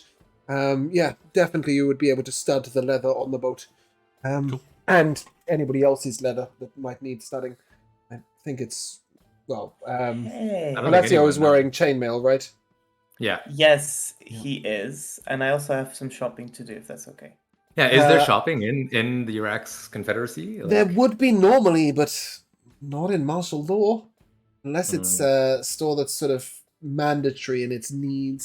It's fair to say that the grandfather's daughter would be able to ascertain the spikes for you. What sort of shopping did you want to do, Alessio? I just wanted to get a heavy crossbow and some ammo for it. Yes, that I think would be fairly simple. Although there is no store open, one of the guards will say that there are some spare arms at the Oh. barracks, and indeed will find you 40 crossbow bolts and a heavy crossbow. That's really nice. Is there just looking Pike, around? a halberd, No, mace. a shield. I think. I think I took it. I genuinely That's thought you were going to say a shoe. I think I. Yeah, I just don't have a shield. Is Okay, there a spare shield around? Yeah, I wasn't aware you did shields. I don't, but it's more of a just in case. Yeah, wait, there's a shield. did we not take Natasha's shield and weapon? The weapon was given to Alessio. To Alessio, but then she had a shield, no? Yes, the shield of Lathander I don't think would be leaving her body. Oh, Um, fair. to be buried with it. So yes. And just a random one. Is there any plate here? Yeah, there are loads of them. Loads of plates. I'll take one. can, I'll take a plate. Yeah, that's fine. Would you like to put any chicken on it? Ham? String bread? I'm them, joking. string them together, make an I'm army. I'm all done then. Plenty of dinner plates. Yeah, as you know, heavier armor must be fitted to the person. You may find that possible later on, but not here.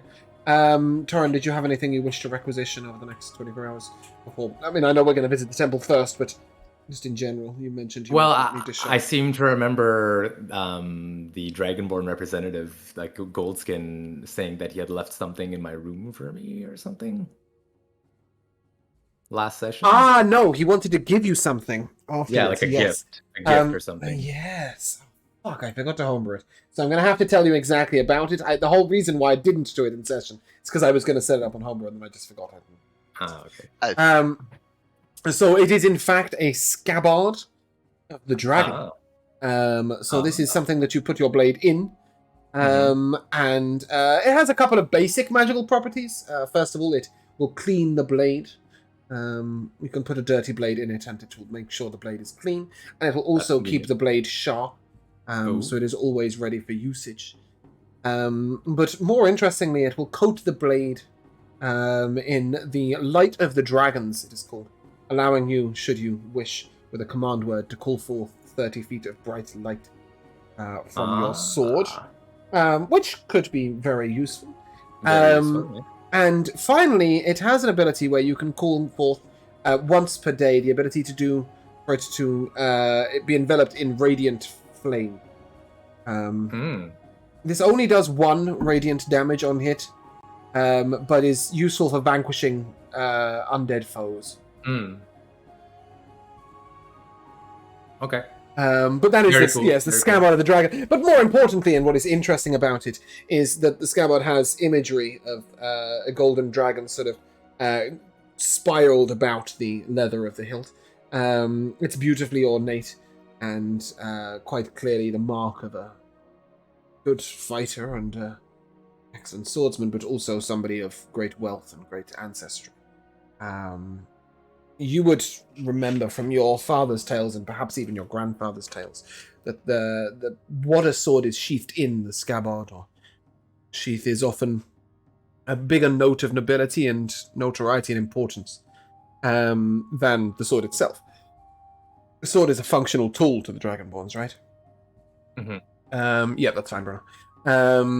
It's a functional tool to the Dragonborns. It's something that is there to be used, whereas the scabbard is more about sort of denoting importance and rank. It is very unseemly and very it's very crude and crass to purchase your own scabbard. It should really be given to you by the person for whom your sword serves, or perhaps if you are the person that you serve is yourself, it would instead be a family heirloom, or perhaps something won in combat or by trial. You wouldn't just get a pretty one made, right?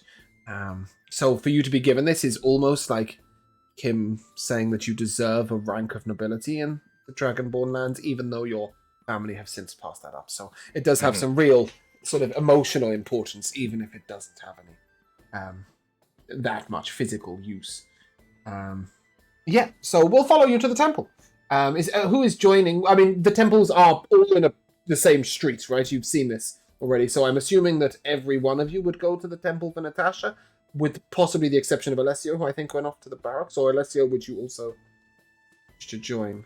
Well, I invited Alessio to join me to. Of course you did. Yes, sorry, the my temple apologies. because he was so concerned of my death. For your life, indeed. Well, it was very sweet. As you guys, and we'll say you all head out. Is that all right? No Come complaints with me. there? Cool. Yeah, it's evening, but first of all, the place is under martial law, so nothing's open or closed regardless of the time of day. Secondly, temples don't close.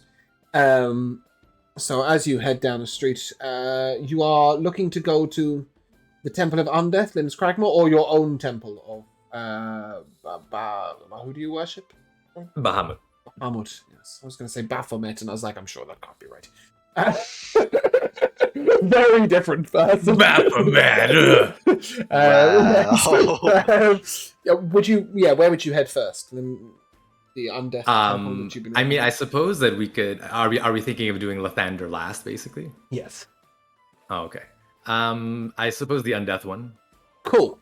So the Temple of Links Cragmore is very separate to everywhere else. This is part of the constellation. Links Cragmore is the wrong name. I'm in the wrong campaign. It is Lacerta, sorry. She's of the constellation. Yes. It's wrong campaign. Sorry, brain frustrated. Yes, the Temple of Lacerta is a sort of place where death is worshipped, but not in a dark manner. Do we have a picture of the Yorick State here? We don't. Okay. I'm just going to put us back in the harbor. Yeah, it's sort of worshipped in sort of respect, right? So people are eased into the afterlife. People are laid to rest here.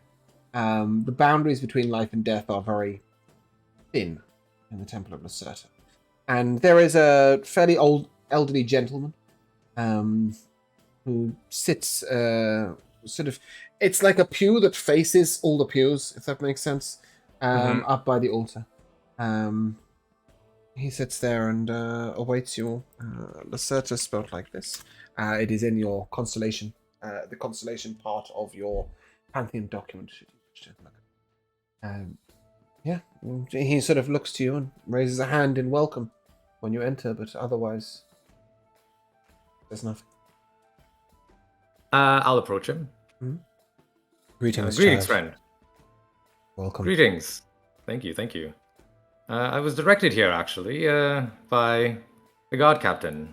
What was his name? The guard captain? Oh, fuck me. It is in the I had it UX written down members somewhere. handout. General Cartosi. Gartosi, yes. You were actually directed General- there by a wizard of General Cartosi, but yes. Oh. I think, or sort of, the wizard was the one who noticed the token, right? Yeah, Not Cartosi, Yeah. who's Yeah. not magically inclined at all. Yeah.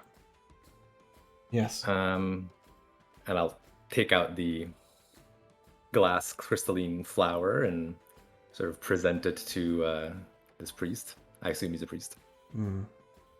He looks at it for a moment and then takes it in his hand, if you will let him.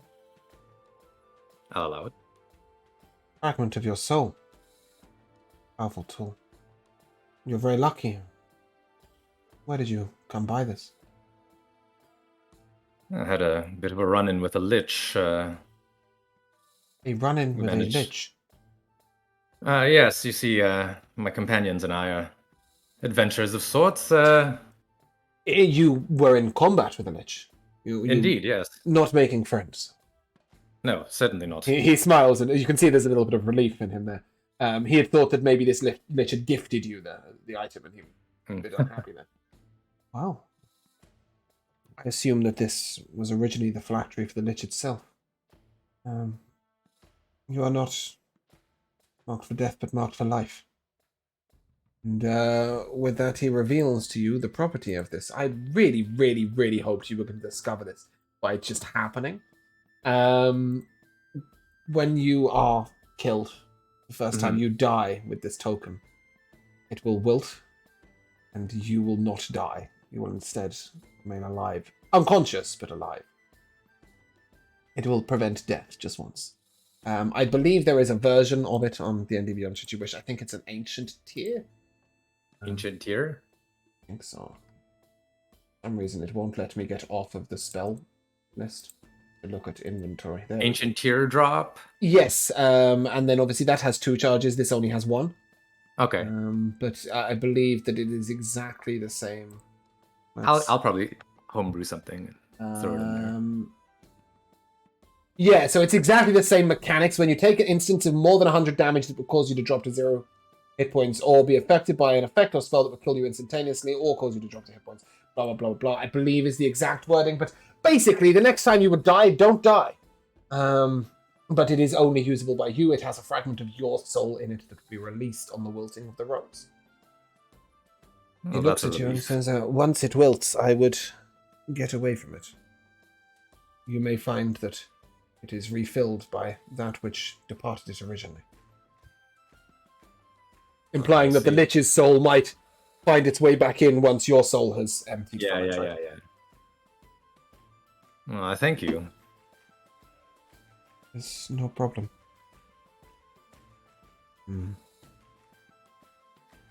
I can't help but...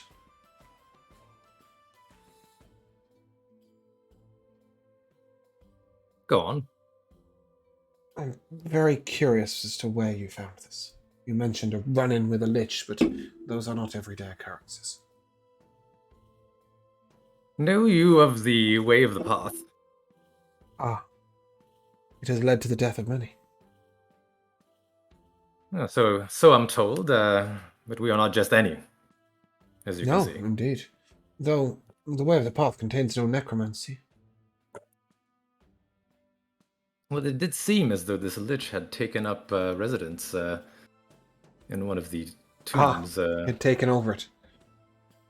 Yeah, something of that effect. I don't suppose by any chance you caught its name. I believe you did. Yeah, you did. The name was on the grave. And I'm not sure we have it written down here, do we? It's somewhere. Yeah, okay, cool. It's in my notes on my... Yeah, I can go and find it if I have to. But yeah, if you give him the name, he'll be most grateful. And he will say, I will make prayers about this so that we can manage to avoid you meeting the same fate again.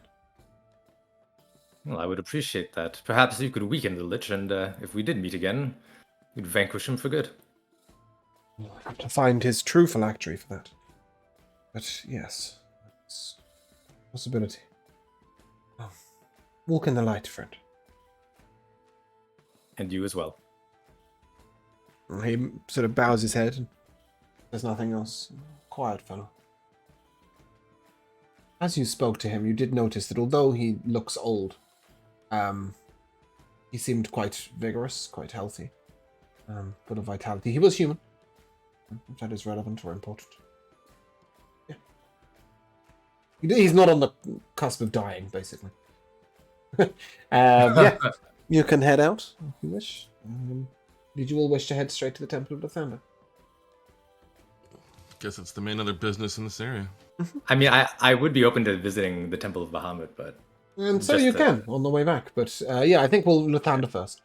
As you arrive at the Temple of Lathander, there is a shield that you will recognize quite clearly with a light coming from the shield.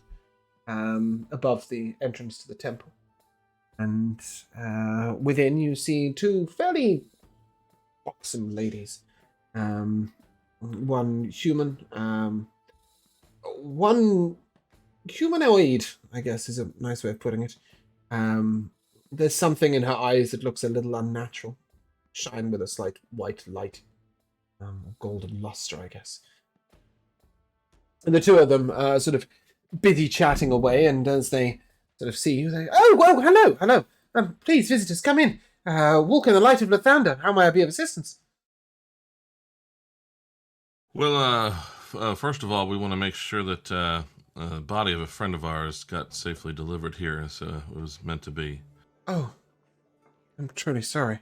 And the other lady with the sort of shining light in her eye turns to you and, yes, it arrived.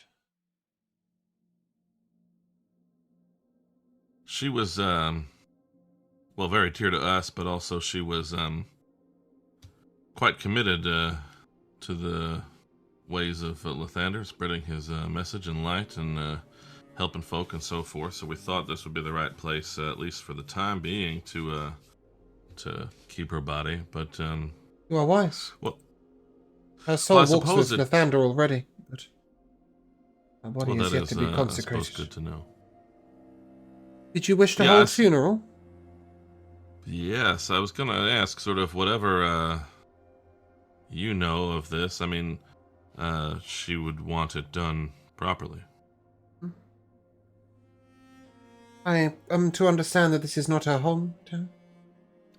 Correct, and we're from Sandring, a very small village, and I know of it. also undergoing reconstruction, and I don't know that there's anything approaching a specific temple of Lathander there, so I sort of wonder, it would be my natural inclination to have her body returned to her parents and laid to rest in the area of the town, but I don't, perhaps you know better that she would be better suited to a place near one of your temples.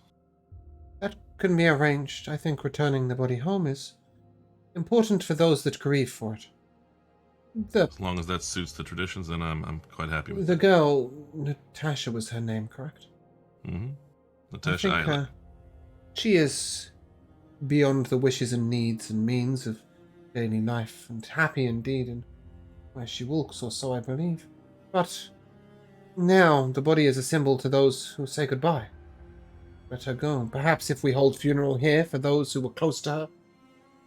She gestures to you. And then we can have the body transported to the Temple of Harbondon, where it will be delivered from there onwards. That would suit. Yeah, sounds like the best that could be made of the situation. I'm afraid I have taken liberty of preparing the funeral, should you wish. I wasn't sure that we'd have any visitors.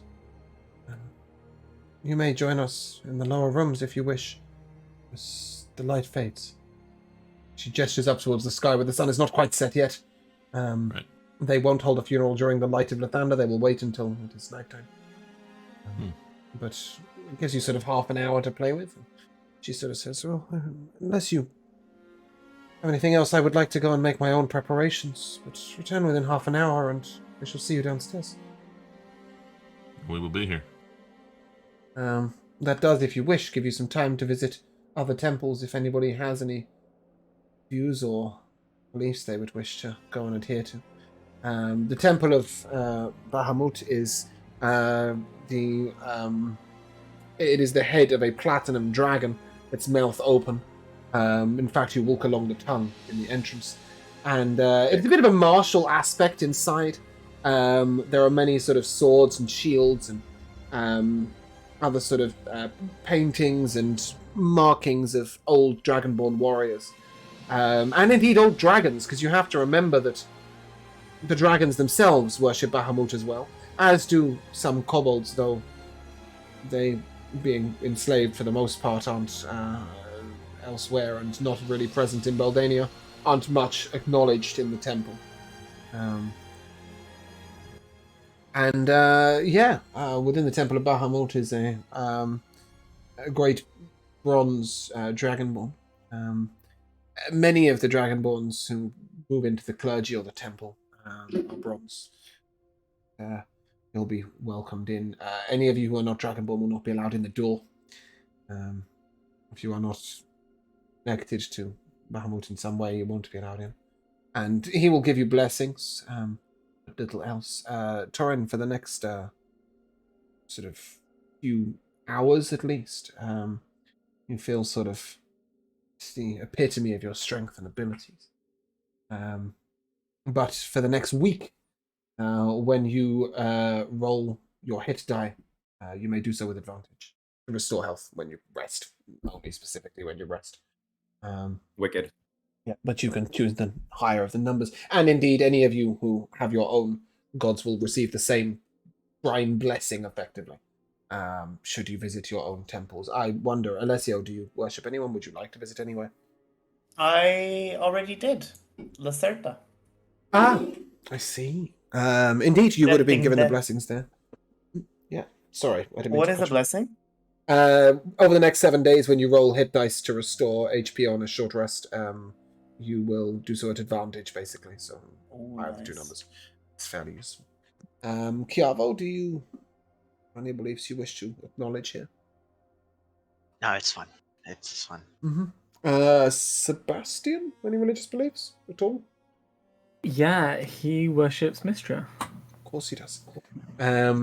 The Temple of Mistra is something different, so we will get to that in a moment. Henrik, any beliefs you wish to adhere to while you're here? So I think with everything clustered together and folks doing their own stuff, he would, without so much a worshipful kind of thing, but he would try to find a temple of Rogalan, or however you say that one, the halfling earth deity.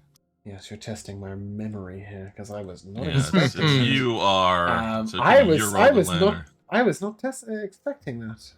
Does he worship more than one god, or have I just got the wrong one? He doesn't down? really. He's not hyper religious in either, right? He obviously cares about the Cirillali's like hospitality kind of thing because he's a That's what I was guy. expecting, and I had Yeah, the knowledge right, no, prepared in but, my head. Yeah, no, but I'd had some note at the beginning that he's kind of also he's actually more interested in this Yorogalan because of the earth aspect, and in particular would sort of just stop in there and sort of whatever religious thing happens. Whatever, he's not really that worried about it, but just curious whether they have any insights into what, if at all, that god is doing or could do, or anything about the idea of the land behaving strangely. So, I had remembered Eroglan as something else, and indeed it is both. It is the god of earth and death. Yes, right. Very relevant. So as you approach this temple, in the typical halfling sense, it is lit by candles. It is otherwise fairly unmarked. It's not particularly grandiose. It's not particularly even appealing, I guess. It's warm. It's wooden beams. It's almost like Edwardian, and it's silence. And it's built to the size of a halfling. It is not built to accommodate those who are higher than 5 feet, but of course they would allow them in if they wished. And the door is always open, and the candles are always lit. That's very important in the halfling sense. You may also notice that the candles themselves are black and brown, alternately. And if you enter, there is 2 gentlemen. They both wear sort of earth and brown robes, with a sort of deep black central arding, I guess. And they look up to you. Welcome. Walk freely. Hello there. I can't say as I'm much of a devotee, but I have, well, perhaps you can tell from my manner, I'm a farmer, and I've always tried to have a decent respect for Rogaland's power over the earth itself and that sort of thing, or care of it, perhaps, maybe a better way of thinking it. But we have, word may have reached you that the land is behaving strangely in some of the farther corners of Beldania. I just thought might be worth checking in with folk who are in touch and in tune with Rogaland's teachings and thoughts and so forth. takes a moment with the two gentlemen you remember. One of them steps back a little at this moment. And sort of looks down, and as he looks down, you see that the black, the brown hood has a little sort of black, almost like a veil that falls down over his face as he steps into the shadow. The other gentleman sort of, as he sort of looks at you, he turns to the edge of the temple, where he walks over to a sort of a brickwork altar almost, but in this altar is earth, and growing from it, or what was once growing from it, I guess, was a plant. Though it is currently not alive, you would notice immediately that it has died. He sort of reaches out a hand and touches it gently.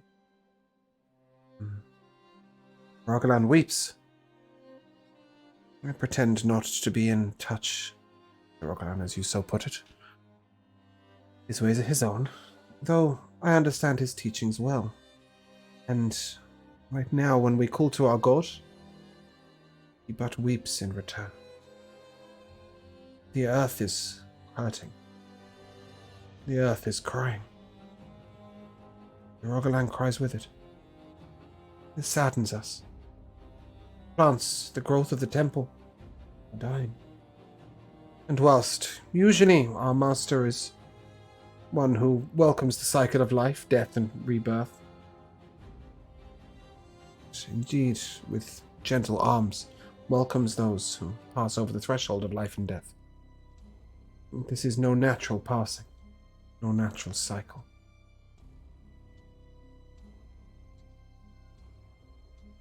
And he goes quiet and he bows his head, and a green veil falls over his head. And the gentleman who was stood behind him sort of moves his head back, the veil removing. Says, my companion is loath to say it, but we halflings tend not to exaggerate. Death is coming. The earth is dying.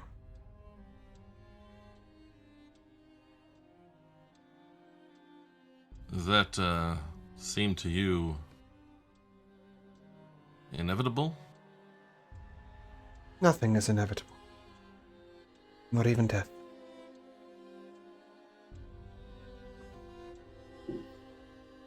I'll leave predictions of the future to soothsayers. But the earth is dying. Perhaps it can be healed, restored. Perhaps it is only waning, or once again waxing.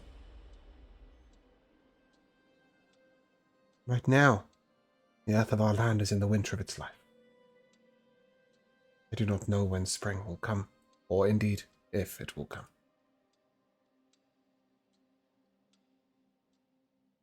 Well, I suppose it's valuable, just a confirmation that such a god is aware of the problem, but perhaps, given his twin concerns, it's a little too accepting for my taste. I do not think that Rogalan welcomes what is happening. He weeps. What is happening is not natural. Perhaps it is just not his domain to stop it. I do not see that as a choice. Well, then I guess I have to find someone whose domain it is. Perhaps. Perhaps it is your domain. Well, we'll see. Thank you. Most welcome. He steps back, and again the veil falls down. One black and one green. How the kids out? Yep. I'm assuming you will return to the funeral. It is a little bit of an unusual setting, as you're taken downstairs in the temple. It is obviously beneath the ground. There is a sort of deep red curtain at the back of the room, in front of which stands this woman, humanoid, but with the gold light in her eyes. She now holds a golden scepter and a silver shield. But she doesn't look like she's about to fight you, don't worry. Regardless, she sort of moves along, and with her scepter seems to be lighting incense, sort of the wicks of that are placed in burning oils or perfumed oils. And indeed, smells begin to fill the room, aromas of sweetness and spice. And then a smell that Hennick most definitely will recognize very quickly as sort of the loam of the earth. What is like rich turned mud. And soon enough, that is what the whole room smells of. And to many of you, it will smell of life. She turns to you all and, friends, gather to me in the light of Lathander. As you stand around, the curtain pulls away, and there is Natasha's body lying in a casket. Yeah, pretty much. And she says very little. She sort of looks around at you, and she has departed, walking with Lathander. But it is now your turn to say goodbye. She steps to the side. I think looking around at everyone, and I'm guessing based on what you guys described, you're not looking really great. Alessio will step up this time and recall all the people that he lost in combat. To maybe give some strength to the people in here, and I'm gonna say, to lose a companion in combat is nothing short of losing a part of yourself. I have always seen every battle as a conversation, with each step forward becoming a hello or a welcome, each strike of metal erupting into a scream or a gasp, and ultimately the fatal strike of flesh, whispering a last goodbye. I would like to believe that your companion, Natasha, had her last conversation bathed in pride and courage, and cheered on by your own fight.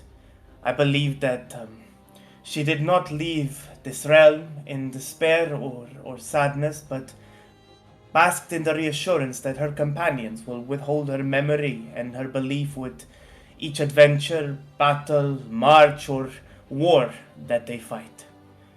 Let us not think of her as no more, but be thankful that she was.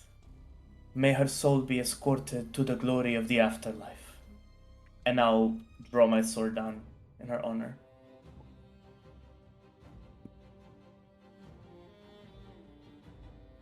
Does anybody else wish to speak out loud, or are the rest of you making your goodbyes in silence? This is sort of deliberately meant to be quiet, but would be out loud, and maybe the people around can hear. Hennick would just sort of walk up and take a moment, and then just sort of say, kind of as though he's only talking to her. People try to lay it on all of us a lot, and it would be unseemly to proclaim it loudly, but you were a hero.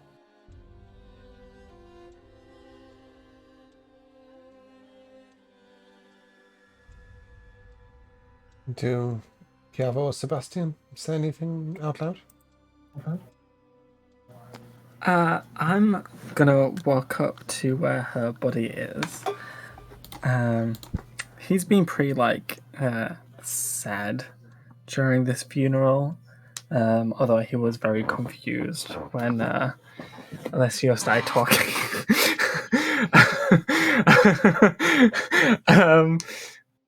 Yeah, and I think Sebastian will very emotional, but go up to her body and will use prestidigitation to make the mark of a little shield appear on her clothing. He's just gonna whisper to her, maybe use that next time. And then go back to his seat. What about Chiavo? Does he say anything out loud? Yeah, the only thing I really have to say on this is Natasha was truly too good for this world. You can only hope that there's others like her. And hope that they carry forth her determination as well. Let's not give up.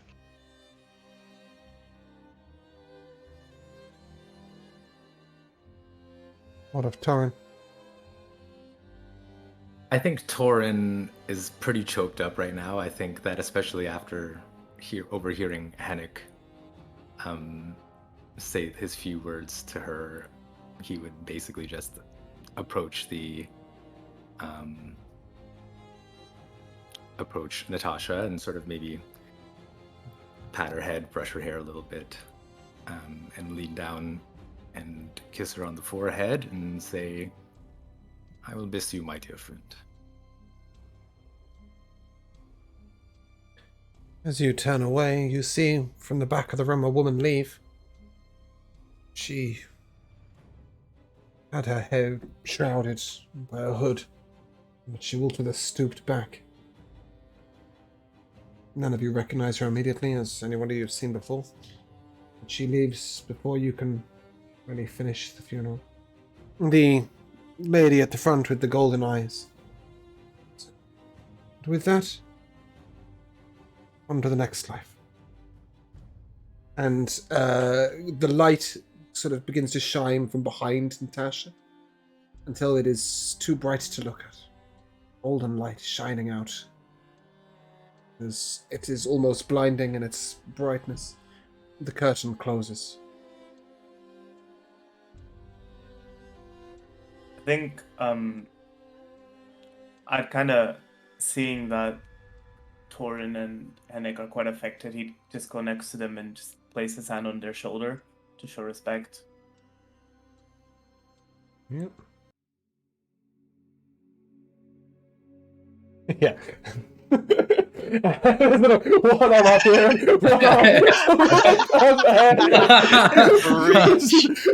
It's on its diagonal angle. I love that image. But yes, I'll say goodbye, and the body will be passed onwards to Sandringham, where it'll be laid to rest. It's going to take a moment. Alice, Shortcake, thank you very much for the raid. I really appreciate it. I know I'm a few minutes late. We were in a funeral for one of our past members of our group. It didn't seem an appropriate moment to sort of stop and say, hey. But thank you very much. We welcome in, to the raiders. Once that is passed, it is kind of 9:30 p.m. That's little left to do for this evening. Obviously, some of you have some things to do in the morning. Visiting the barracks, for example, other collections, but I'd like to take a moment to walk past the Temple of Mystra. You wouldn't have had time to go to the Temple of Mystra before the funeral of Lathander, or the funeral at the Temple of Lathander, because the Temple of Mystra is not in the Temple District. The Temple of Mystra is a single, very tall tower with a blue revolving orb top. And it stands over the Guild of Mages. Give me a second. So move away from the farewell music. Yes, it moves. It's a very different sort of place. There is a grand silver and oak door. Stands at the front of it. Sebastian, are you wandering there alone? I mean, I'm not going to stop anyone who wants to join me, but Yeah, I don't know if I suppose I don't know if other wizard is coming with you. Kiavo, that's the name I was looking for. It's gonna come with you. Wow. Other wizard. Wow, you done me dirty. My brain just wasn't working. All right, leave me alone. he doesn't. I thought Kiavo believed in the lion star gods. Yeah, right? well, this is my thing, right? Is that although you are a wizard and obviously will acknowledge Mister, you probably won't worship Mister as your Leonin. Just to check before they go, does this mean Hennick, I, and Torin just kind of gonna do our own stuff? while they go to the It's temple. 9:30 at night. I'm Yeah, assuming that you're not much headed back to to do. the inn. Everything's closed. Perfect. I mean, I'll Sorry, buy go them ahead. drinks. Great, so you should. Kiava, would you be going to the Temple of Mystra for any reason? Not particularly, no. Okay. So we'll follow Sebastian. Sebastian, as you sort of maybe, I don't know if you inquired in the Temple District or perhaps you just sort of saw the tower with the revolving blue orb and thought, well, that's probably Mistress. Whichever way it is, you've come to this building. It's grand marble tower with blue orb and an oaken door with silver filigree. Yeah, I'll just head. I'll open the doors and head on inside.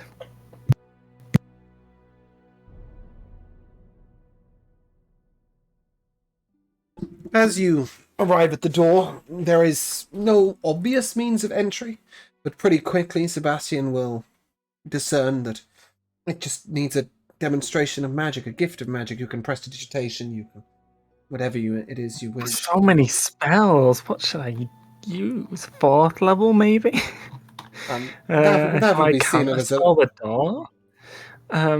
No, I will. I'll just use. I'll orange mage hand out of my orb, and push it gently into the door, as if to open with. okay. And so it opens out for you. And there is a sort of very large open circular area at the center, surrounding which is a small balcony. It's a couple of steps down to the main area.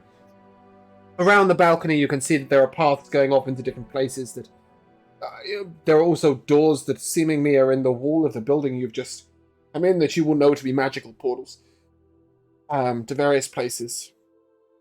There's no sort of delineation of what or who they are, and standing in the center of this large circle is a statue of a woman wearing a robe and with a staff held aloft.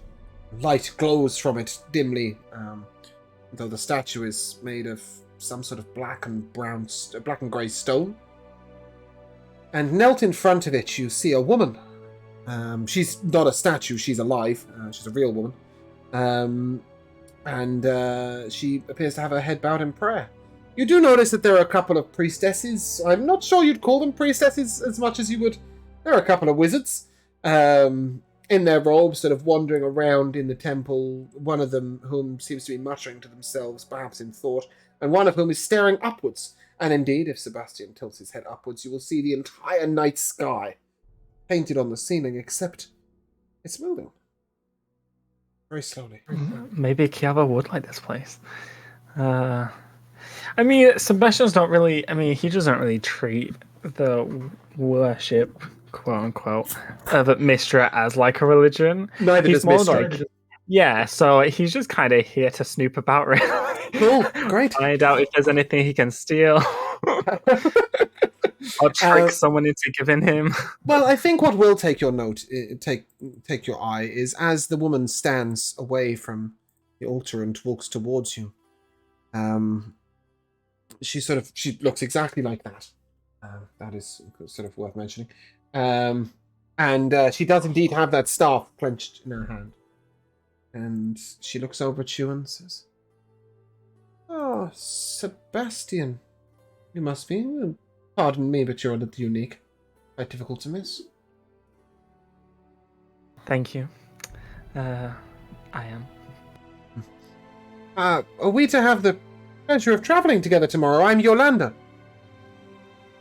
Yolanda is the second in command to the Archmage Vestanius. She is the one teleporting the grandfather and some guards to Norvalan, and obviously the last she knew, you were trying to decide if you're going with her or not. Thank you for that. That's all right. Like, who is she? Well, you weren't there last session, so it would be remarkable if you hadn't remembered it from just watching. Yeah. Yes. Yeah. We will be traveling. Perhaps we will be traveling buddies. Nice No. stuff. What? I mean, they're all going, "No, you're not," because you're going to be taking a boat to Moralia. not Yeah, I know. being She teleported to doesn't Lorvana, but she that. doesn't know that. No, good. Oh, Yeah. okay. He said perhaps Just making you sure might be you- right. Well, that is good. I was most intrigued when I heard news of your experiment that begot this glorious transformation.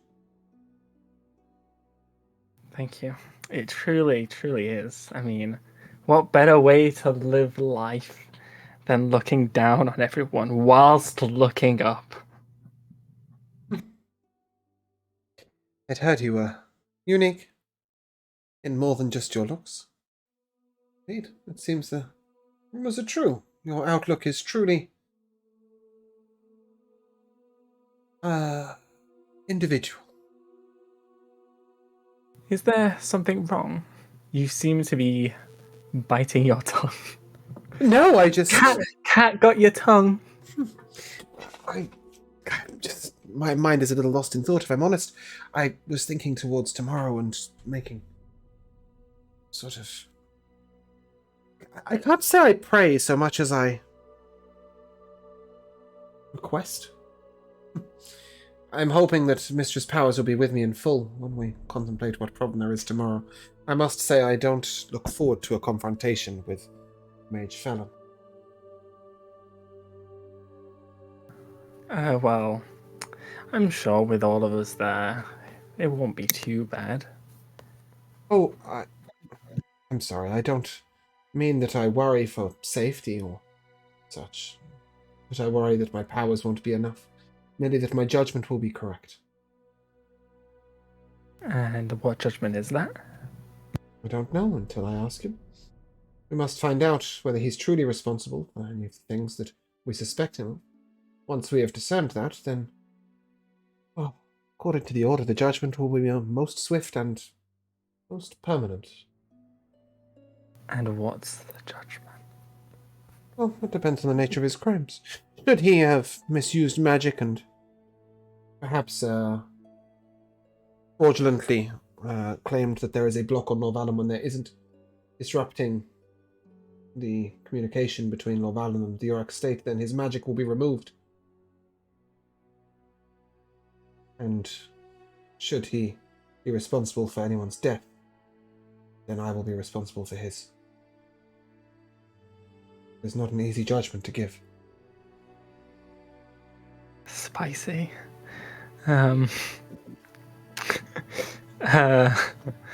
Interesting. I'm saying all this in character, by the way. Anywho, enough of gloom and death and taking magic away. How do you feel about giving magic? Funny you should ask that. I was going to offer something for you and your companion, the Leonin, to glance over. Oh, I don't. Unfortunately, I no longer have him as a companion. He passed away, unfortunately. So whatever it is that you wish to Make a give him, deception check. I will humbly take instead. Make a deception check, but she'll sort of smile at you and... Well, it is not something that is limited to only one person. It can give and be given and keep giving. It's just a little almanac of some of my works. I'm going to use one of my lucky die. Of course you are. I'm going to use another one of my lucky die. Of course you are. I don't think you can do that. Oh, You 19. can't do that, Josh. You can't use two of them Why? in one go. I just don't think you can. Maybe I'm wrong, but I don't think you can. Regardless, it doesn't actually matter because that's a fail anyway. She sort of smiles and, well, if you choose to share it with him, passed away or not, is up to you. But here, it's some of my works. And with that, she will hand you a little book, like a spell book, with 2 spells in it that she seems to have written herself or designed herself. The details of which I will give you in a moment. But as Sebastian, she gives you this, she smiles at you, and until tomorrow. Yeah, I look forward to it. What else is around here? Could I get a tour? Or is it free roaming? Perhaps you should speak to the priestesses of Mystra. This is not my domain, merely a place I have come to contemplation. And where can I find them? She sort of looks at you and then looks at the two sort of priestesses that I were aforementioned that were wandering around in the same room that they look like wizards. Well, I don't just look at people and assume they're priestesses. No, fair enough. Regardless, she will sort of gesture towards them and she will leave. As she leaves, I'll head in the opposite direction. I ain't talking to no priestess. Figures. But I'm afraid I'm going to need a minute, so we'll take a secondary, very short break.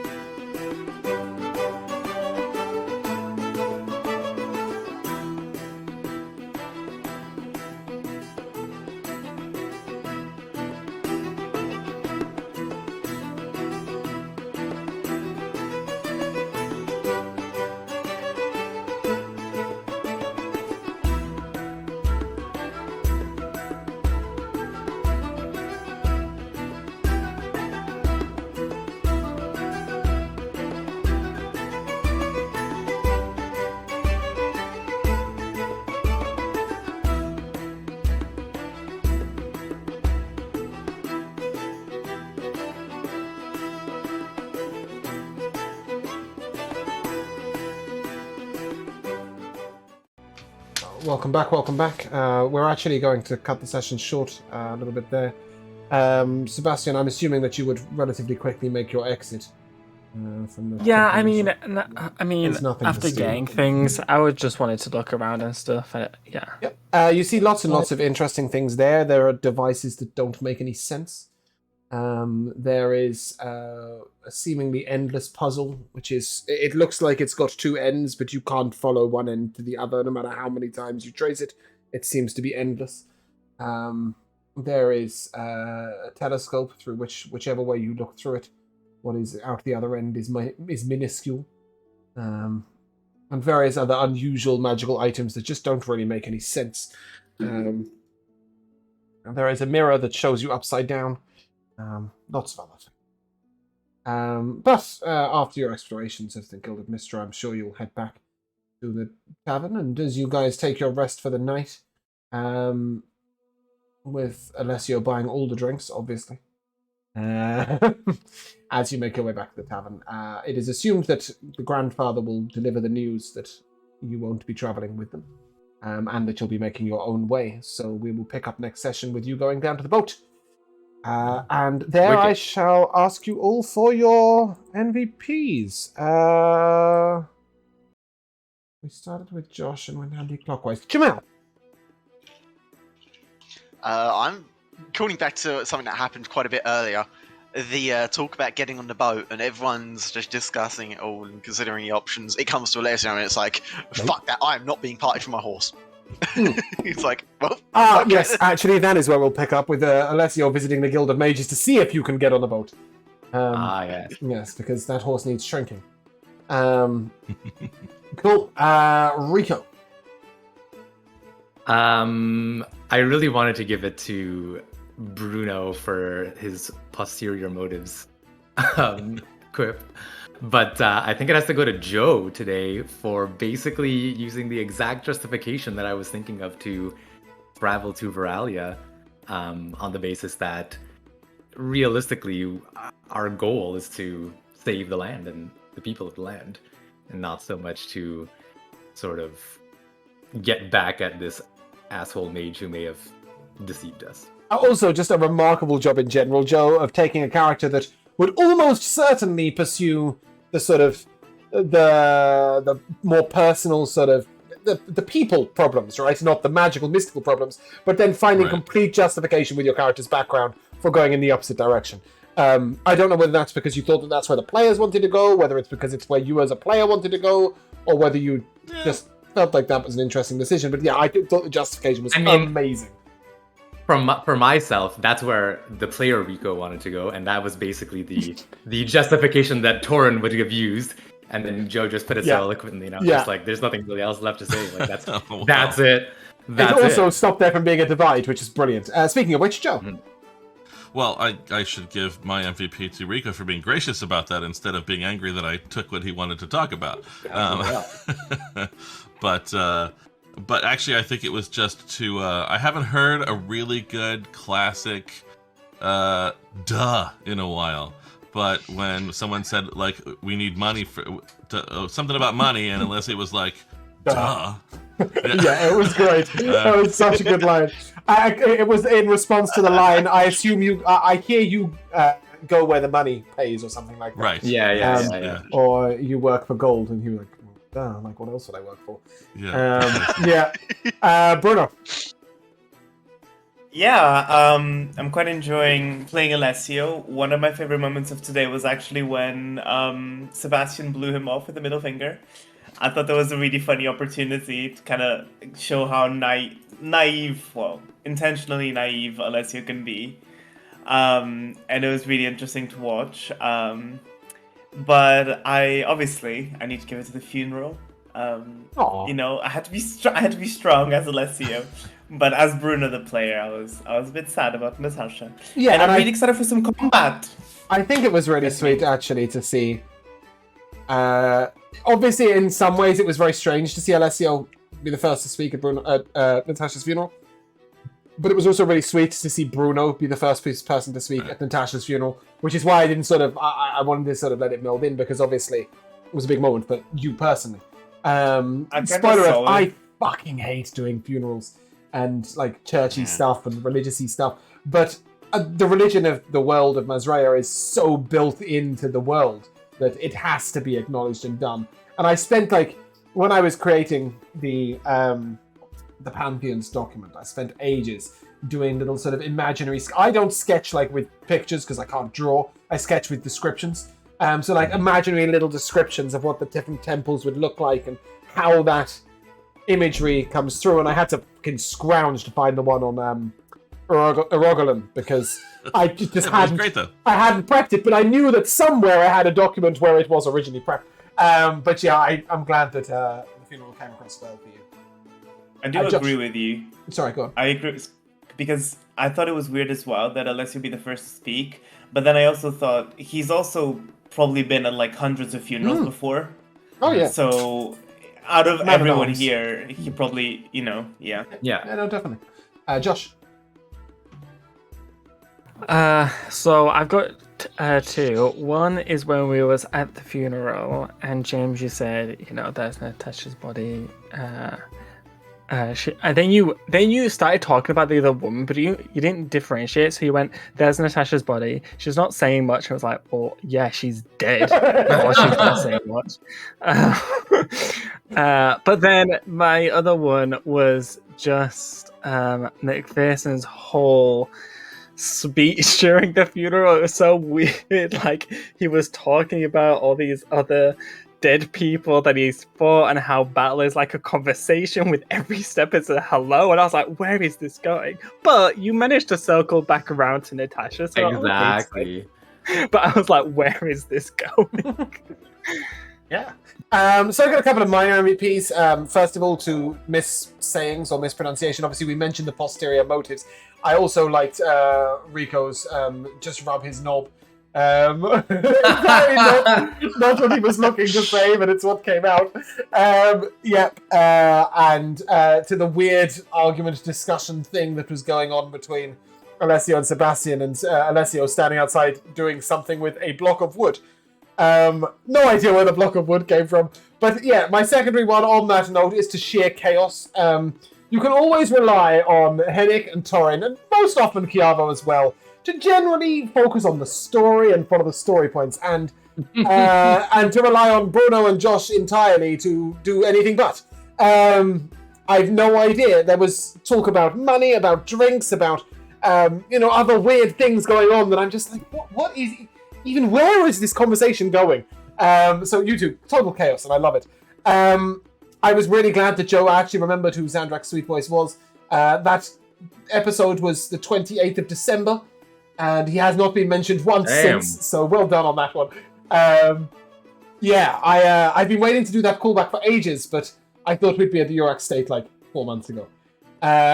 So we're a little slow moving, Well, no, it's not even that you're slow moving; it's that we've got distracted on the way doing other things. But my actual MVP is to the funeral. As I say, I fucking hate doing them, but then you hand to players, and it's like you never know how it's gonna go.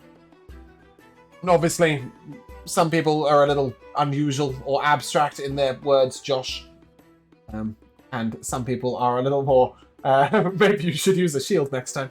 I've already had an emotional moment. I know you have, but it was just funny. And some are, of course, much more directed to point and say what they feel. And in particular, Rico, yours really connected with me. So, in great memory of Natasha, you may each take a skill point and place it where you wish. Oh. For those of you who have 10 or above in a stat, please put it in something else. I think there's only 2 of you, but 2 of you have plus 11 or something. Things. I think it's mostly to do with the halfling, with the bard stuff, expertise and stuff. So just go ahead and put them in something else. But yes, a skill point to put in something. And I will let you guys know what the spells were in the spell book after session. But with that is where we're going to end. So if you guys would like to say goodbye. Goodbye. Bye for now. We shall see you soon. Special shout out to Alice Shortcake for the raid. Thank you very much. To Ugly Jester for the follow. Welcome to Duck Pond. Please stay the fuck away from my pond life. It's a pleasure to see new people. It always is. Obviously, D&D streams can be a little difficult to interact with people. But please, if you haven't already, go and give Alice a follow and be sure to return the favor. That is, however, where we're going to end. We're not going to be raiding anybody, so I shall see you soon.